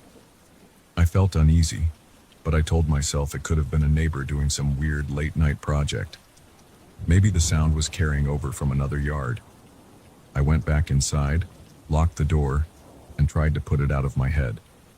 But I barely slept that night, because every little creak or bump made me jump. I got up late the next morning, feeling groggy, and checked the yard under daylight. I examined the whole area, expecting to find some sign of digging, but I saw nothing. The ground looked the same as before. No upturned soil, no footprints, nothing. Over the next few days, I tried to settle into my routine. I worked from home, sorted out some boxes, cleaned the musty corners of the house. Everything felt normal except for the tension in my stomach whenever I thought about that noise. Then, 4 nights after the first incident, I heard it again. This time I was in the bedroom folding laundry on my bed when the same metal-on-earth sound echoed from the backyard. It was a little earlier, around 11. My chest tightened. I set down the shirt I was folding, got up, and stood near the window. The noise was steady, maybe 3 or 4 strikes, then a pause, then more strikes. I moved the curtain aside, but it was too dark to see. I flicked on the flashlight on my phone, then decided to go out the back door again. The moment I turned the doorknob, the digging noise stopped. I stepped onto the stoop. Stillness. No sound at all. My hand holding the phone was shaking a bit. I aimed the light at every corner of the yard. It was empty. No people, no animals. I walked around for a bit, shining the phone's flashlight near the fence. The neighbor's place was quiet. I didn't hear any movement from their side, just the faint hum of their air conditioning unit. I felt my pulse thumping in my temples. I said nothing out loud, but in my head I kept thinking, "Who's there? Why are you stopping when I come out?" It made no sense. I leaned forward and pressed my palm against the ground. It felt cold, a bit moist from the evening dew, but not freshly dug. I sniffed the air, but there was no smell of turned earth. I stood up and looked around one more time. The yard was completely still. I went back inside, locked the door carefully, and double-checked all the windows. The next few nights I tried a different tactic. I stayed up waiting for the noise, but I kept the lights off and sat near the window in the dark. I stayed quiet, hoping to catch the sound and see something outside before it stopped. I drank coffee to stay awake. Midnight passed and I was yawning. Then 1 a.m. came and went. I got up to stretch my legs around 2 a.m., and that's when I heard it start again. That same rhythmic metal clank against dirt. I rushed to the window, careful not to make a noise. I tried to see if there was movement, but it was too dark. The security light only lit a small portion of the yard. The sound seemed to come from somewhere off to the left, near the fence. I kept staring, letting my eyes adjust. I squinted, leaning closer to the glass. I saw nothing but the faint outlines of the fence and the patchy grass. Still, the digging continued. It was slow and steady, maybe for 30 seconds. Then it stopped on its own. I stayed there holding my breath, waiting for it to start again, but it didn't. Night after night, the pattern repeated. The digging sound always started when I was inside. The second I made a move toward the door, it stopped. It was driving me up the wall. I tried searching the backyard thoroughly during the day. I raked through the top layer of soil in a few spots. I dug small holes to see if there was anything underneath. There was nothing unusual. The ground was full of old roots and rocks, but no sign of a fresh hole. The backyard fence was tall, and I didn't see any gaps where a person could slip in. The gate had a sturdy lock. I started to wonder if I was hearing an echo from a neighbor's yard, but the direction always seemed to be my own backyard. I even went around the block during the day, asking the next-door neighbors if they'd been doing late-night work. They looked at me like I was nuts and said no. I decided to buy a motion sensor floodlight. I installed it near the back fence, pointing it toward the center of the yard. I tested it at dusk, walking around until the light came on. It was bright and covered most of the backyard. I thought this would solve the problem. If there was someone sneaking in, the sensor would catch them. I felt a little better for a couple of nights, but then I heard the digging again. It was around the same time, maybe 11:30 at night. I waited in silence, hoping to see the floodlight snap on, but it never did. The digging continued for about a minute. I crept toward the back door, trying to open it slowly, but the door hinges squeaked. The second the door squeaked, the sound stopped. I looked out into the yard. The floodlight was off, meaning nothing had passed by the sensor. The yard was dark and still. I felt sweat dripping down my temple. My stomach was twisting into knots. I walked to the area beneath the new floodlight, scanning the ground. Nothing was disturbed. I looked at the sensor. It was powered and working. I tested it by walking back and forth. The light came on each time. That meant nothing had actually passed in front of it during the digging noises. It felt impossible. Unless someone was crouching in a blind spot, or somehow the sensor was failing at the exact moment of the digging, it made no sense. At that point I was losing sleep, so I decided I'd stay up all night on the porch. I made myself a thermos of coffee, grabbed a folding chair, and positioned myself near the back door. I turned off all the house lights to stay hidden in the shadows. Around midnight, the crickets were the only sounds I heard. I sat there, occasionally taking a sip of coffee. Time crawled by. My eyes got heavy, and my neck felt stiff. I stood up to stretch a couple of times. Eventually, I sat back down. The clock on my phone said 2:47 a.m. I was almost nodding off when I realized I'd heard nothing all night. No digging, no metal striking dirt, nothing. I forced myself to stay awake until dawn. Still nothing happened. Finally, the first light of morning made me squint. I felt drained and frustrated. I tried to push thoughts of the digging aside for a few days after that. I slept normally. I tried to go about my daily routine. But then it happened again. This time it was right after midnight. I was too tired to get up. I just lay in bed, staring at the dark ceiling, feeling my heartbeat thud. The metal on dirt sound was clear. After a few strikes, I sat up quickly and moved to the window, determined to see something. The moment I touched the curtain, it stopped. The back of my neck tingled. I felt anger welling up. It was like something was messing with me on purpose. But every time I walked outside or even got near the door, there was silence. One night I tried keeping my phone's camera ready. The plan was to record the sound before it stopped. So when I heard it around 11 p.m., I hit record. I crept to the window holding my phone. But the second I got near the glass, there was no noise. I replayed the recording. All I heard was my own slow breathing. I couldn't catch the noise on any device. A few times I tried setting up a recording while I was out of the room, but it seemed like the sound only started when I was there to hear it in person. And it always ended when I made a move. I began second-guessing myself. I checked the basement, the attic, and the shed in the yard. I looked for any old pipes or mechanical systems that could make that kind of noise. The house's plumbing was ancient, but it didn't produce anything like a shovel striking the ground. Everything pointed to an outside source. I considered the possibility of an animal, but I couldn't think of any creature that would make such a consistent metallic sound. And if there was an animal, I would have expected to see some sign of digging or damage to the yard. The situation kept me on edge for weeks. I was sleeping worse every night, waking up at the slightest noise. My nerves were shot. I'd lie in bed, waiting for it. Sometimes I'd go 3 or 4 nights without hearing anything. Then, on the 5th night, it would return, same as before, the sound of a shovel hitting dirt. Always in the same spot, always around the same time, always stopping the moment I tried to catch it. I started feeling shaky during the day, and I'd drink too much coffee just to stay alert. My coworkers wondered why I sounded so tense in online meetings, but I didn't want to explain it. The few people I told assumed I was imagining things or maybe experiencing some echo or random house noise, but I knew what I heard.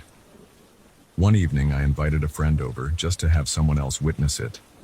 We sat in the living room, lights off, quietly talking. We waited until late. He was skeptical. He asked if I was sure it was real. I told him to wait.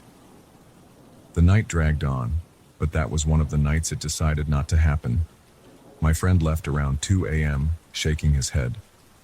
The next night, when I was alone, the digging returned right on schedule. I dashed to the back door, but the noise cut off the second I turned the knob. As time went on, the pattern never changed. I never saw anything, never caught anyone, never found any holes. The ground remained undisturbed every morning. My motion sensor light never detected any intruder.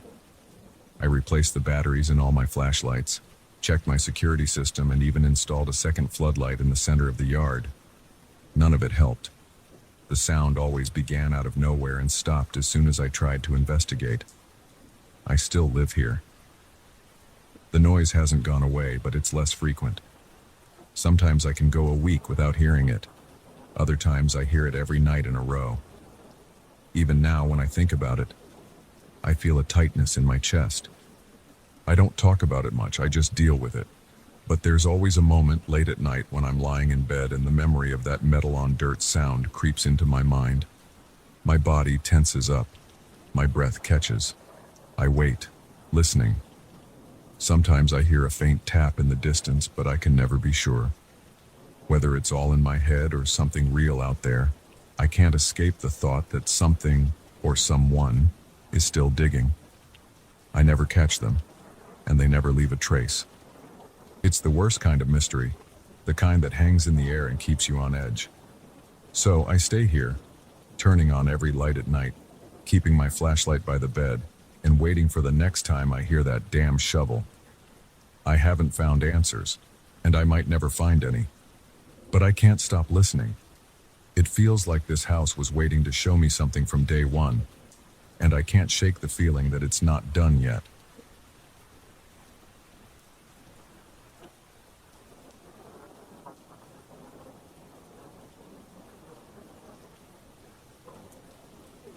I heard the first splash around midnight.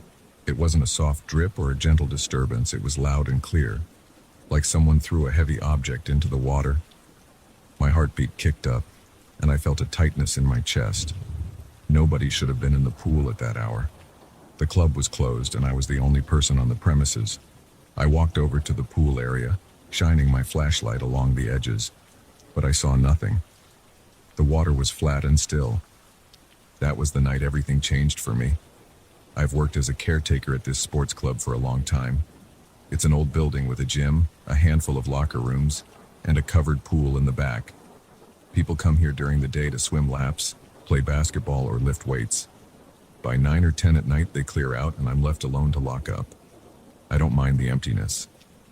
I get some peace and quiet, and usually there's not much to worry about beyond making sure the doors are locked and the equipment is off. Every night, I follow the same routine.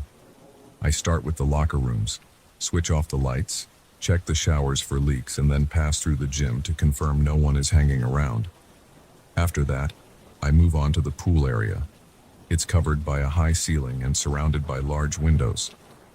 Even at night, some streetlights outside cast a dim glow on the water. Usually it feels calm in there. Sometimes it's cold, and the smell of chlorine lingers in the air.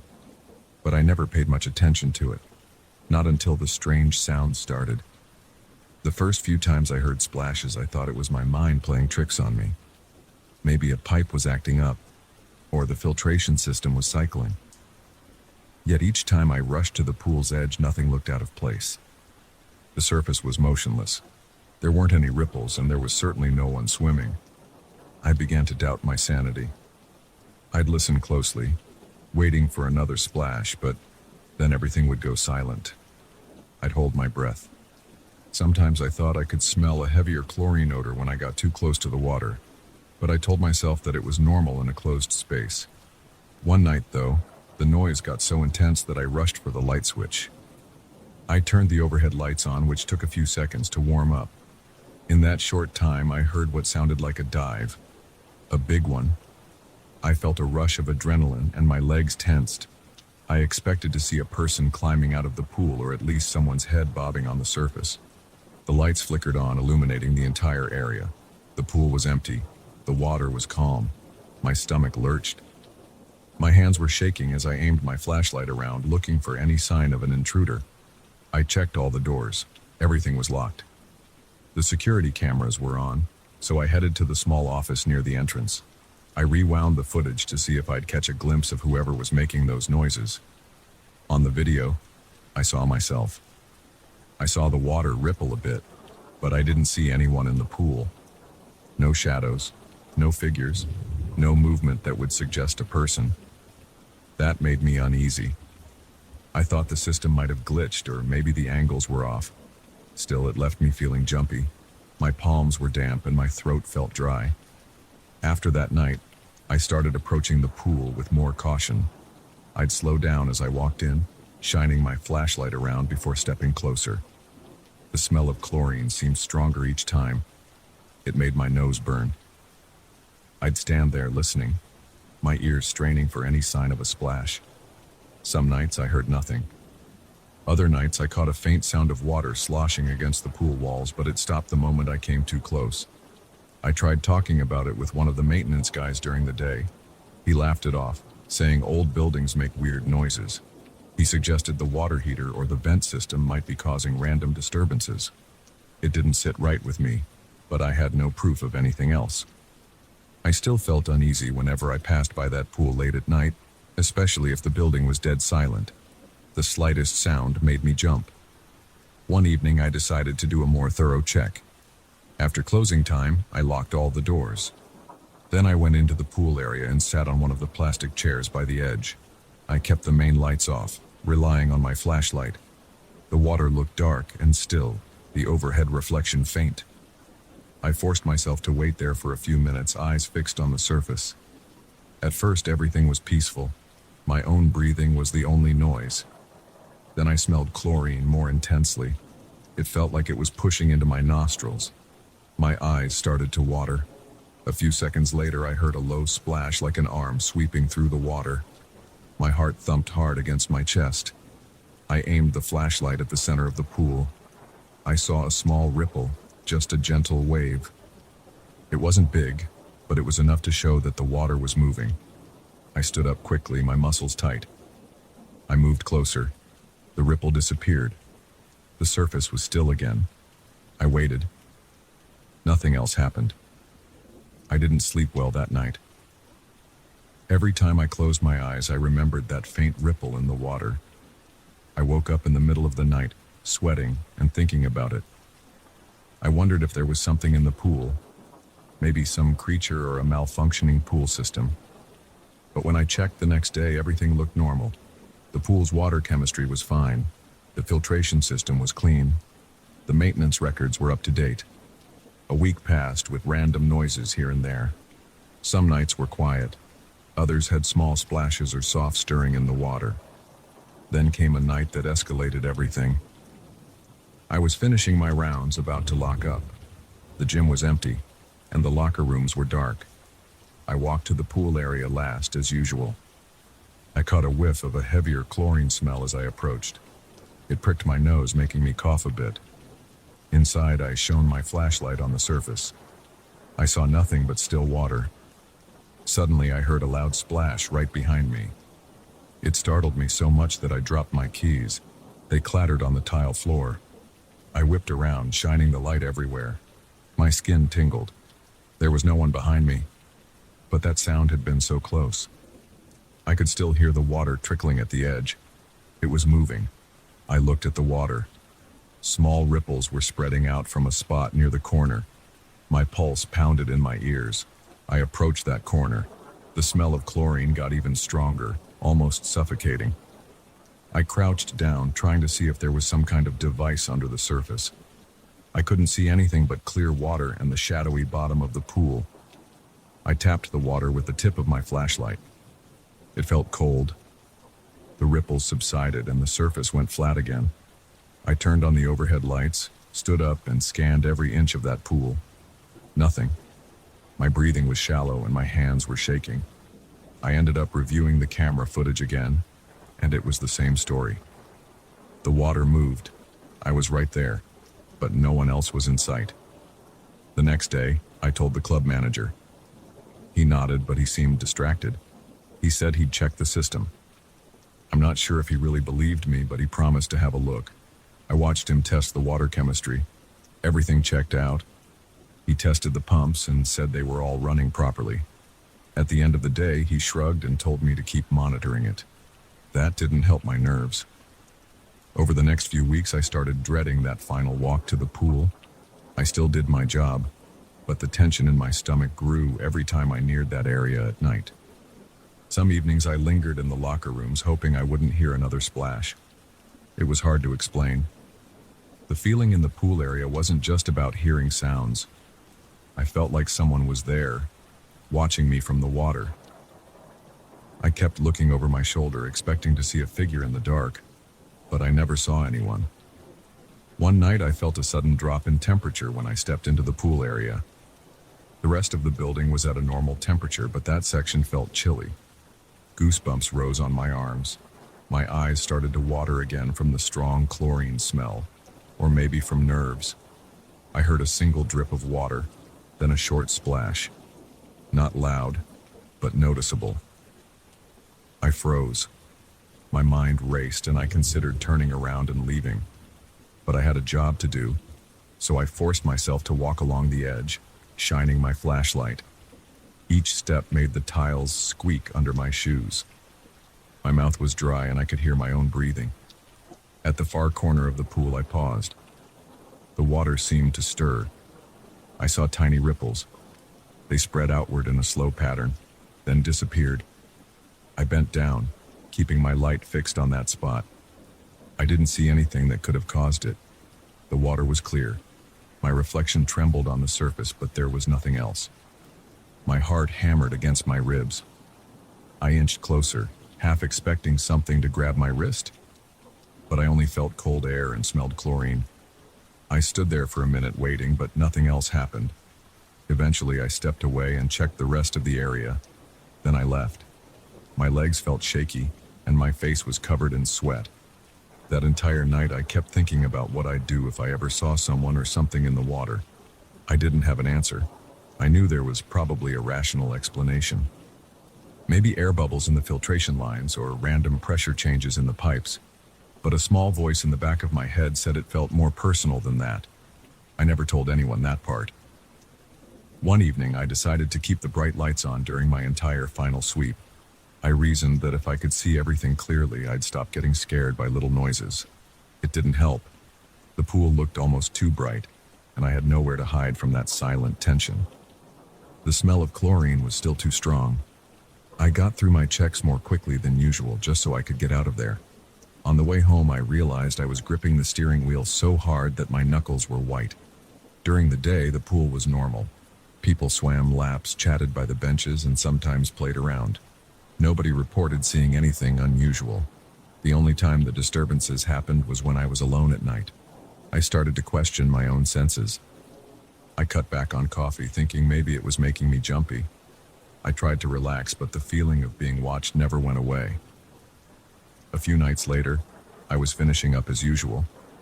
The building felt colder than normal. My jacket didn't seem to help. I walked into the pool area slowly, scanning for anything out of place. At first, I saw nothing.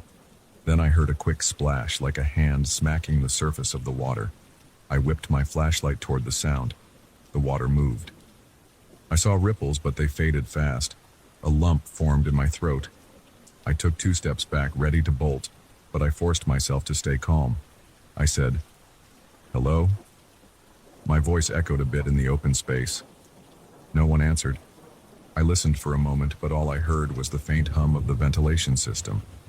My pulse throbbed in my ears. I moved closer to the water. Another faint splash sounded near the middle.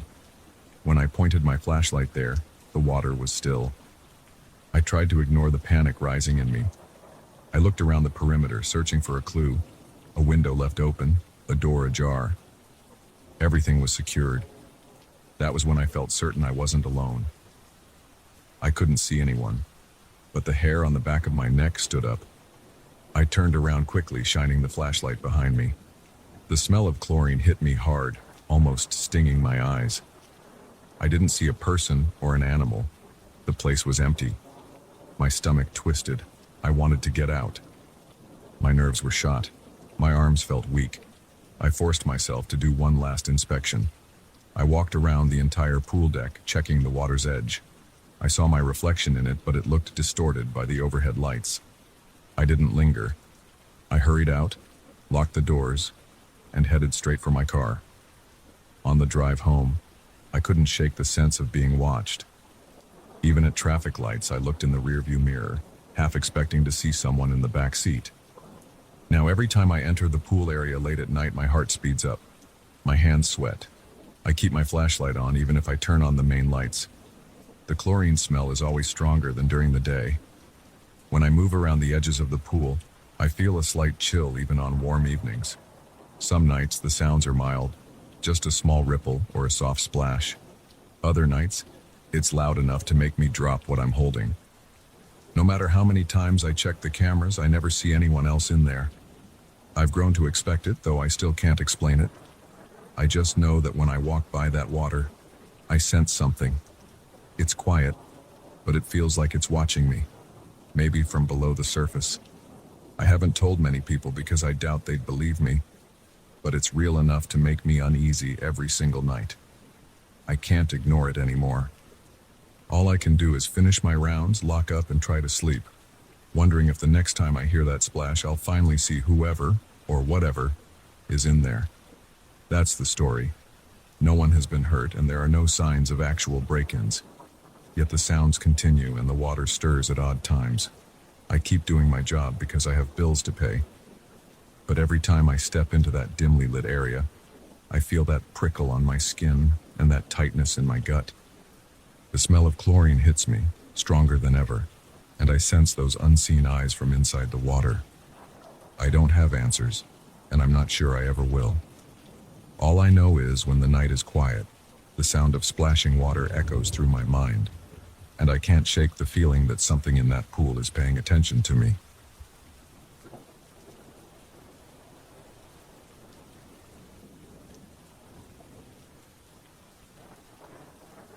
I'm not the type of person who scares easily, but something about that empty store next to mine makes my stomach tighten every time I walk by. I remember my first day renting my new space. I felt proud and ready to open my small shop on a busy avenue. But on that same day, I noticed the neighboring storefront with its dusty windows and missing signage. Someone told me the owner vanished without notice months ago. At first, I just saw an abandoned space with a few broken shelves inside. Now I can't even glance at that place without feeling my skin crawl. I run a small office supply shop. It's not huge, but it has enough shelves for printer paper, pens, and staplers. I keep a few display racks near the front window. My customers are a mix of students from a technical school nearby and a few office workers from around the block. My schedule is straightforward. Open at 9, close at 7. It's a good location, and I get a decent amount of foot traffic. Even so, every time I step outside around midday, I find myself glancing toward that abandoned store. I don't have a logical reason for doing it. Maybe I just wonder if someone finally came to clean it up. But it always looks the same. Dirty windows, a couple of tilted shelves, old posters peeling off the glass. During the day, I see dust floating in the sunlight when I try to peek inside. Occasionally, I can make out a few empty boxes on the floor. There's something about those boxes. Some are open, some are sealed, but they never move. At least not when I check during daylight. Sometimes I see footprints in the dust near the entrance, but I can't be sure if they're mine, a previous tenant's, or some random person who stood too close to the door. Usually I don't linger too long.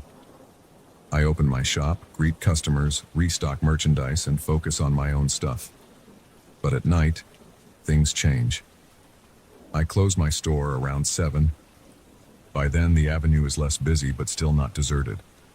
Often I see people rushing to catch a bus or heading to a nearby cafe. I have a metal gate that rolls down over my glass door. Once I lock it, I turn to the left and head toward my car, which I park about a block away. That's when I pass in front of the empty store. The faint glow of the streetlights hits its window at an angle, making it hard to see inside clearly. I only see vague shapes, the outlines of shelves and those dusty boxes. Even so, I get a slight chill. My arms tense and I move a bit faster. 2 weeks into my lease, I started noticing weird flashes of light when I walked by at night.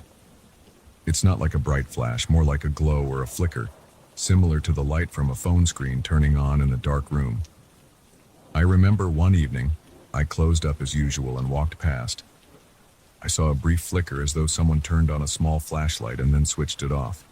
I stopped for a second, staring at that empty window. My heart began to beat faster. I listened for any noise, but all I heard was distant traffic and a car horn a few blocks away. I considered pushing my face against the glass to see better, but I felt a knot in my chest that kept me from getting closer. I just walked away, telling myself it was a reflection or maybe a passing car's headlights. After that, I caught myself rushing every night. I started double-checking my door alarm as quickly as possible so I could hurry to my car without looking at that store. But ignoring it didn't help. The next time I forced myself to glance inside at night, the hair on my neck stood on end. I could have sworn I saw a small flicker near the back of the store, like someone tapping a phone screen. It was just a fraction of a second, but my breath caught in my throat. I tried not to panic. Maybe a homeless person had found a way in. That was my logical guess. But the windows and doors still seemed locked. There were no obvious signs that anyone had pried open a door. One evening, around 8:30, I stayed late doing inventory. I had to recount some printer cartridges after a small shipping mistake. By the time I was done, my back ached. I locked the shop, rolled down the gate, and looked at the empty store again. This time, I felt more frustrated than scared. If someone was squatting there, maybe I should contact the landlord or the police. I walked closer to the window, pressing my hand against the glass to steady myself. The surface felt grimy. I tried to see inside, but it was pitch black. I couldn't pick out any movement. Then I heard a quick scraping sound, like something sliding across the floor. I jumped back, bumping into my own metal gate. My heart pounded. I'm not proud of it, but I turned and walked away without investigating further. The worst moment happened a few days later. I closed up at 10 at night because I had stayed to organize a new shipment. I was in a rush, but I realized I'd forgotten a folder of invoices I needed to review at home. So I locked the door, started walking away, and then cursed under my breath. I had to go back. My car was parked farther that evening because the usual spot was taken, so I had my keys in hand as I approached my shop again. While I passed in front of the empty store, I heard a loud thump. It sounded like a heavy box falling from a shelf. I froze in my tracks. My mouth felt dry. The street was mostly empty, except for a single streetlight flickering about 10 feet away. I looked through the dirty window, trying to see if someone was in there. All I saw was darkness and a few faint outlines. My heart pounded so hard I felt it in my neck. I held my breath, leaning forward to look deeper into the store. That's when my eyes focused on a corner in the back. It was just a dark shape at first, like a shadow on the wall. But it shifted. I can't describe it as a person exactly, because I didn't see any clear form. It looked more like a patch of darkness that moved. I gasped. My skin tingled and I felt a burst of cold sweat across my forehead. I considered calling the police. My phone was in my pocket, but I stood there, hesitating. I didn't see an actual person, and I saw no sign of broken glass or forced entry. For a second, I tried to convince myself it was my own reflection or some weird trick of the light. My throat felt tight, and my legs felt weak. I stepped away from the window and glanced around. No one else was on the sidewalk and no one was in sight. I felt alone and uneasy. I told myself I should at least check my own store before going inside. I hurried to my door, unlocked it, and grabbed the folder I needed. I locked up again in record time and avoided looking at the empty store as I headed to my car. That entire drive home, I felt tense. My arms were stiff on the steering wheel, and I kept replaying that shadow in my head. Over the next few days, I tried to keep my schedule normal. I opened at 9, helped customers, made small talk with a regular who always buys notebooks for his office. But my mind kept drifting to that store next door. I even asked a delivery guy if he knew anything about the missing owner. He shrugged and said he'd heard the man had personal problems and left town. No one had seen him for months. When I mentioned the possibility of someone sneaking around inside, the delivery guy just gave me an odd look and said, "Maybe it's just a reflection." That didn't make me feel better. I started closing a bit earlier some nights, telling customers I had errands.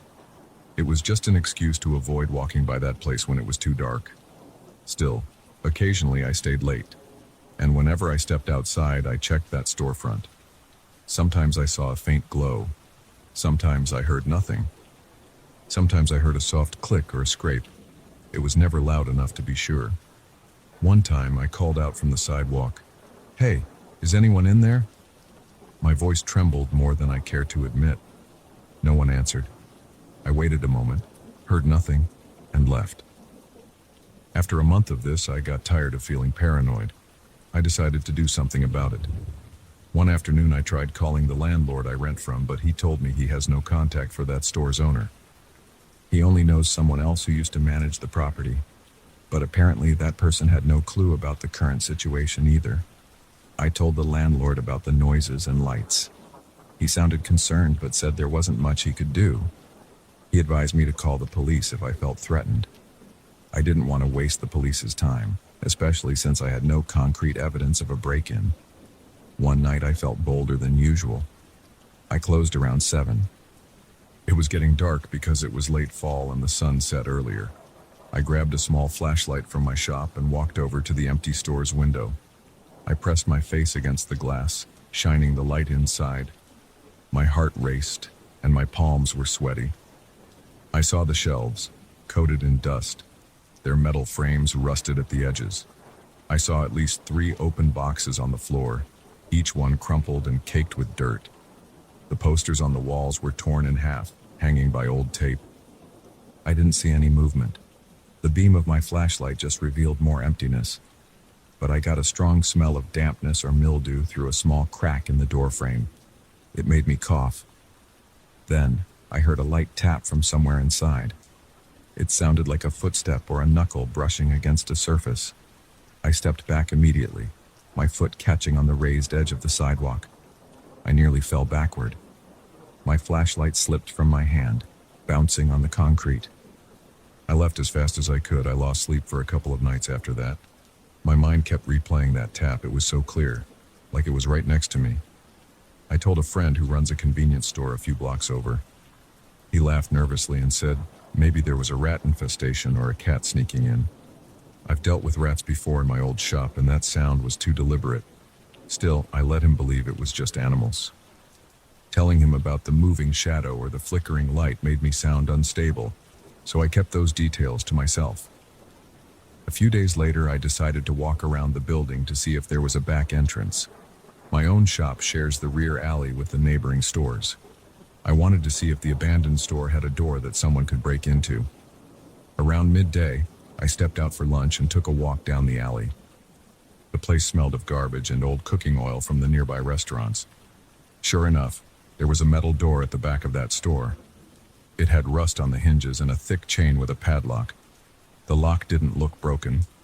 Everything seemed secure. I kicked the bottom of the door lightly. It felt solid. I didn't hear any response from inside. I felt relieved for a moment, thinking maybe I was just scaring myself for no reason. That sense of relief didn't last long.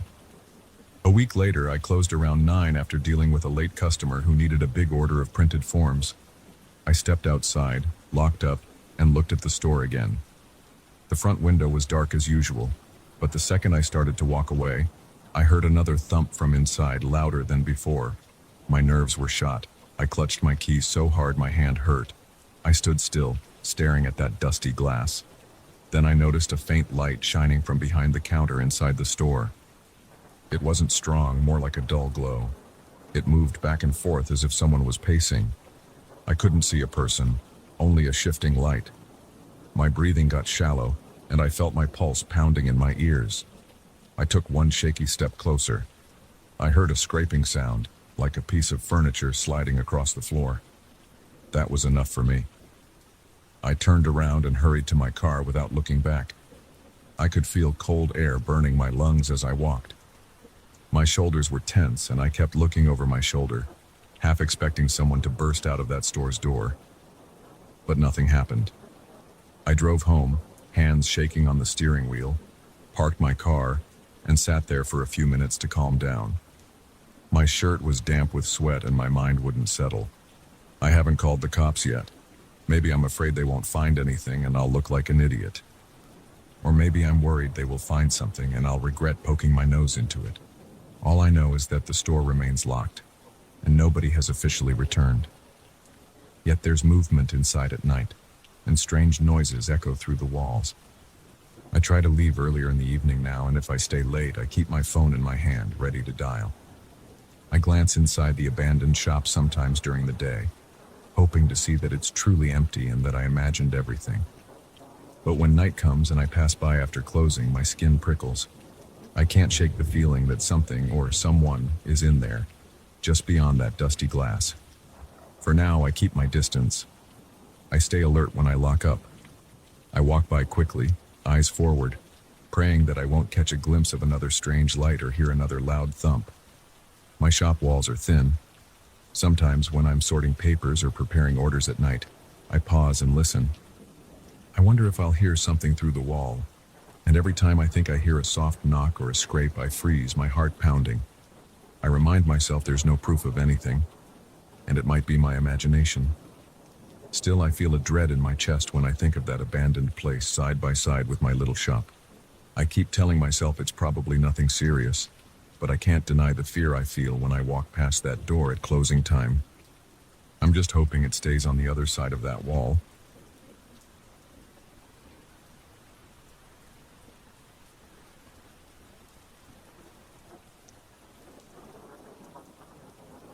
I remember the first night I heard those scratching sounds. It was around midnight. I was sitting in my living room trying to read through some documents for work.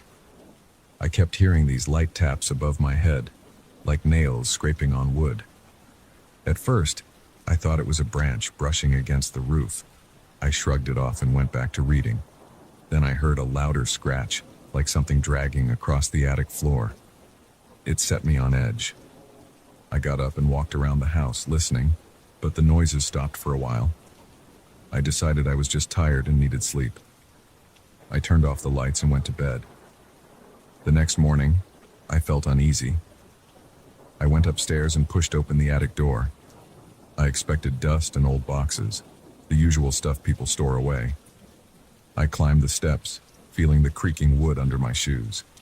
I slid my flashlight around the space. I couldn't see anything unusual at first, just some old furniture, a few suitcases, and a pile of newspapers. Then I noticed long, thin marks on the floorboards. They looked like claw marks. They were spaced out in an odd pattern. I felt my stomach tighten when I realized they cut deep into the wood. I ran my finger along one of them and felt how sharp the edges were. I exhaled slowly and tried to calm myself. I thought maybe an animal got in. I checked the corners of the attic, but I didn't see any nests or droppings. Still, those scratches didn't look like something a raccoon would make. I went downstairs and tried not to think about it. I went to work, dealt with meetings, phone calls, and all the usual hassles.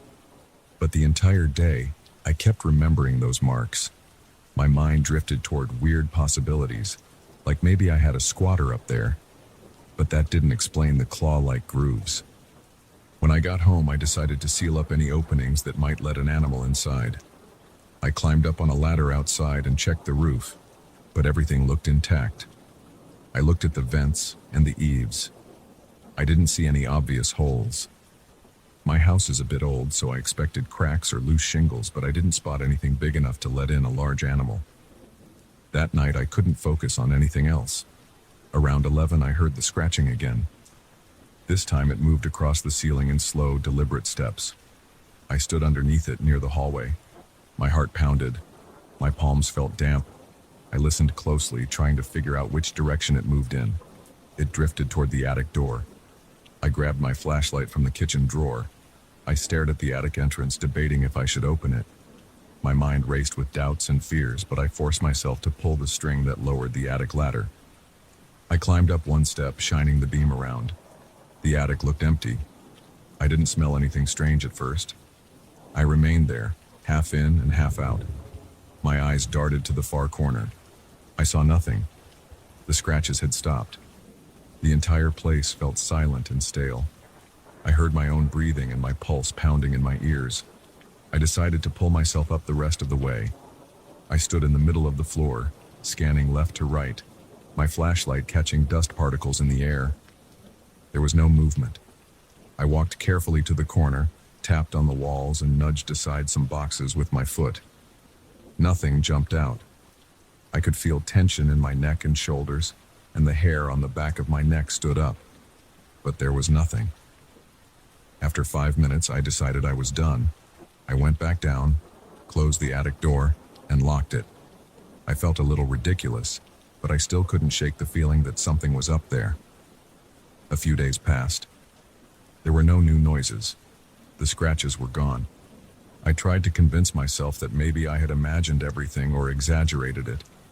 But on the 4th night, I smelled something foul in the hallway. It hit me like a punch in the face. It was strong, like rotten eggs mixed with stagnant water. I traced it to the attic door. I felt a twist in my stomach. I opened the door, and a rush of that odor came down. My eyes watered. I climbed up a few steps, pressing my shirt over my nose. I looked around with my flashlight, but all I saw were the same boxes and furniture. I backed away and closed the door. I spent the rest of the night in my bedroom trying to sleep. I kept the window open so I could breathe fresh air. My mind spun with the possibility of a dead animal in the attic, but those claw marks were still in my head. As the next week went on, I noticed a pattern. Every night, as the moon got fuller, the noises got worse. They started with faint scratch sounds. Then they turned into heavier thumping noises. My ceiling would creak as if something heavy crawled from one side to the other. Sometimes I heard a dragging sound, like something pulling itself along. When I walked around the house, the scratching followed me from above. It made me feel trapped. I'd turn on music to drown it out, but I still felt the vibration in the ceiling. I decided to set up a camera in the attic. I bought a cheap motion-activated cam and a small battery-powered light. I placed them near the attic entrance so I could catch anything walking by. I waited until nightfall and turned off the lights in the house, hoping the attic camera would record whatever was up there. I stayed in the living room, arms crossed, staring at the ceiling. The noise started around midnight again. I heard shuffling. My heart was thumping hard. I whispered under my breath, telling myself to stay calm. In the morning, I checked the footage. Most of it was dark and blurry. The light only came on for a few seconds at a time. I saw dust floating. At one point, I saw a quick glimpse of a shape moving at the edge of the camera's range. It looked hunched, like it was on all fours. It disappeared fast, then the motion light turned off. That was all. I replayed it over and over, but it was too dark to see details. I felt a cold sensation in my chest as I realized this wasn't a typical animal. It looked bigger than a raccoon or a cat, but I couldn't be sure. The following night, I tried leaving the attic door unlocked, hoping I could sneak up quietly. I waited until I heard the creature. Around 1 a.m, it started moving again. I grabbed my flashlight, took a deep breath, and climbed the attic ladder without turning on any lights. I was sweating, and my stomach felt tight. My heart pounded so loud I could hear it in my ears. I managed to get halfway into the attic before the smell overwhelmed me. It was that same rotten stench, only stronger. My eyes watered. I held back the urge to gag. I heard scratching on the far side of the attic near a pile of old blankets. I aimed my flashlight at the blankets, but I saw only lumps of fabric. Then I heard a hiss. My hands started shaking. I took a slow step forward. That's when I saw movement. I caught a glimpse of pale skin and long limbs. It moved behind a trunk out of the beam of my flashlight. My breath caught in my throat. I wanted to leave, but I felt locked in place by fear and curiosity. Then I heard it breathing. It sounded wet and heavy, like it struggled for air. I backed away slowly. My foot caught on a loose board and it creaked. I froze. The hissing got louder. I aimed the flashlight again, and I saw an elongated arm or leg slip around the corner. It looked thin, with a hand that had long fingers or claws. I couldn't see its face. I turned and got the hell out of there. My lungs burned as I rushed down the ladder. I almost tripped. I stumbled into the hallway and slammed the attic door shut. I had trouble catching my breath. I felt sweat dripping from my forehead. My heart pounded. I stood there for a minute, trying to figure out what to do. My mind was in overdrive. I locked the attic door and wedged a chair under the handle. Then I sat on the floor. I was shaking all over. I barely slept that night. The next morning, I felt exhausted. I called in sick to work and sat at my kitchen table staring at the attic hatch. I thought about calling someone. Animal control, the police, an exterminator. But I kept imagining how that conversation would go. I'd say there's some weird creature in my attic. They'd probably laugh or think I was hallucinating. Plus, I wasn't even sure what I saw. My mind was running through different scenarios. Maybe it was a sick animal with mange, but that arm or leg looked disturbingly human in shape. I spent the day pacing around the house, going from window to window, checking the outside for any sign of an opening. Nothing explained how something that size could get in. By evening, the stench upstairs had faded a bit, but I could still smell it in the hallway. I noticed the moon was nearly full. I felt a knot in my gut. I drank coffee to keep myself alert. I had no plan, but I wanted to see if it would move around again. Sure enough, around 10 at night, I heard the first scratching. It was soft at first, then it escalated. I heard a dragging noise. I was in the living room with the lights off. I didn't want to move. I felt numb. Then I heard it crawl over to the attic door. The handle rattled. I bolted upright, staring at the hallway. The door stayed closed, but it shook a bit. I saw the handle turn slightly. The wooden frame creaked. My mouth felt dry. The rattling stopped for a moment. Then I heard a thump on the ceiling above me. I gripped my phone, thinking of calling for help, but I froze. After a few minutes, the noise moved away from the door. I stepped into the hallway and looked up. The handle had returned to its normal position. I heard scraping on the far side of the attic again. It sounded like something was rummaging through the old furniture. I stood there holding my breath, listening.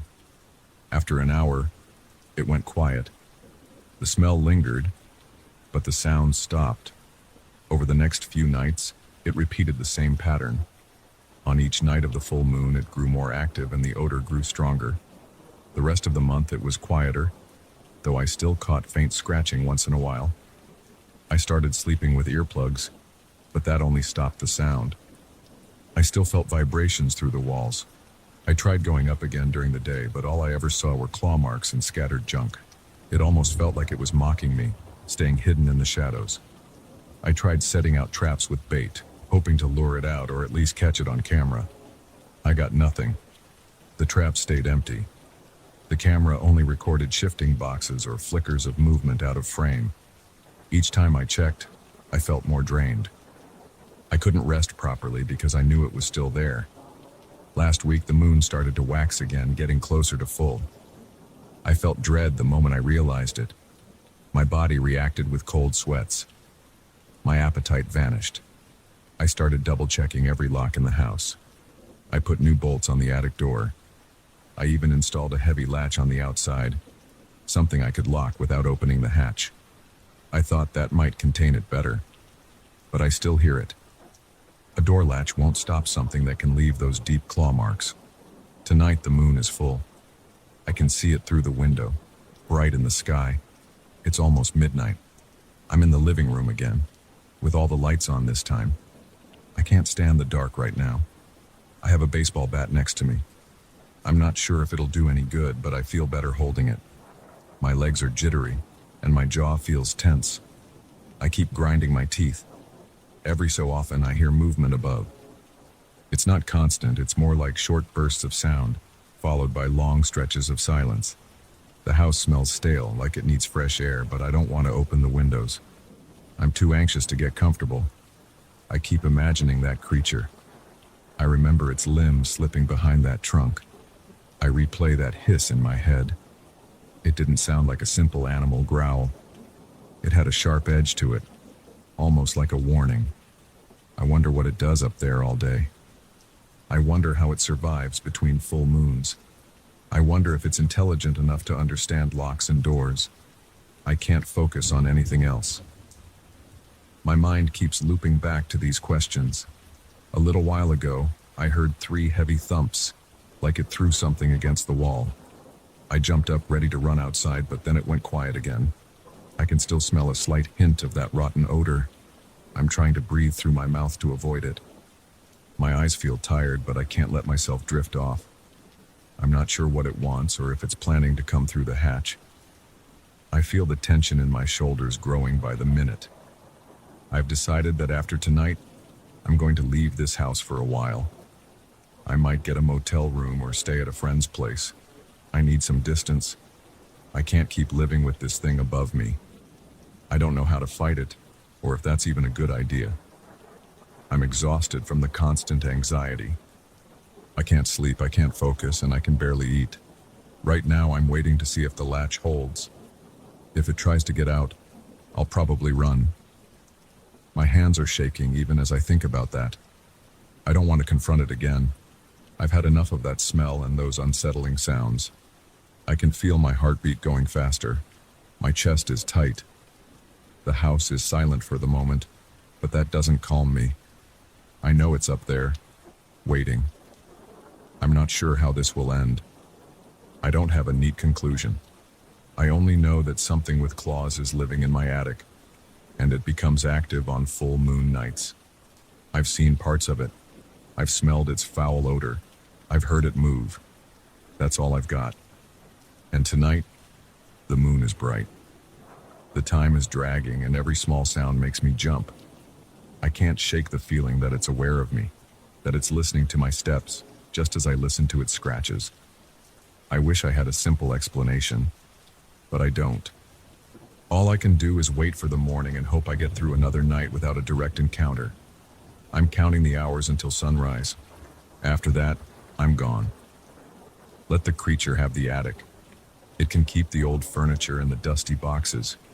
I just want out of here in one piece.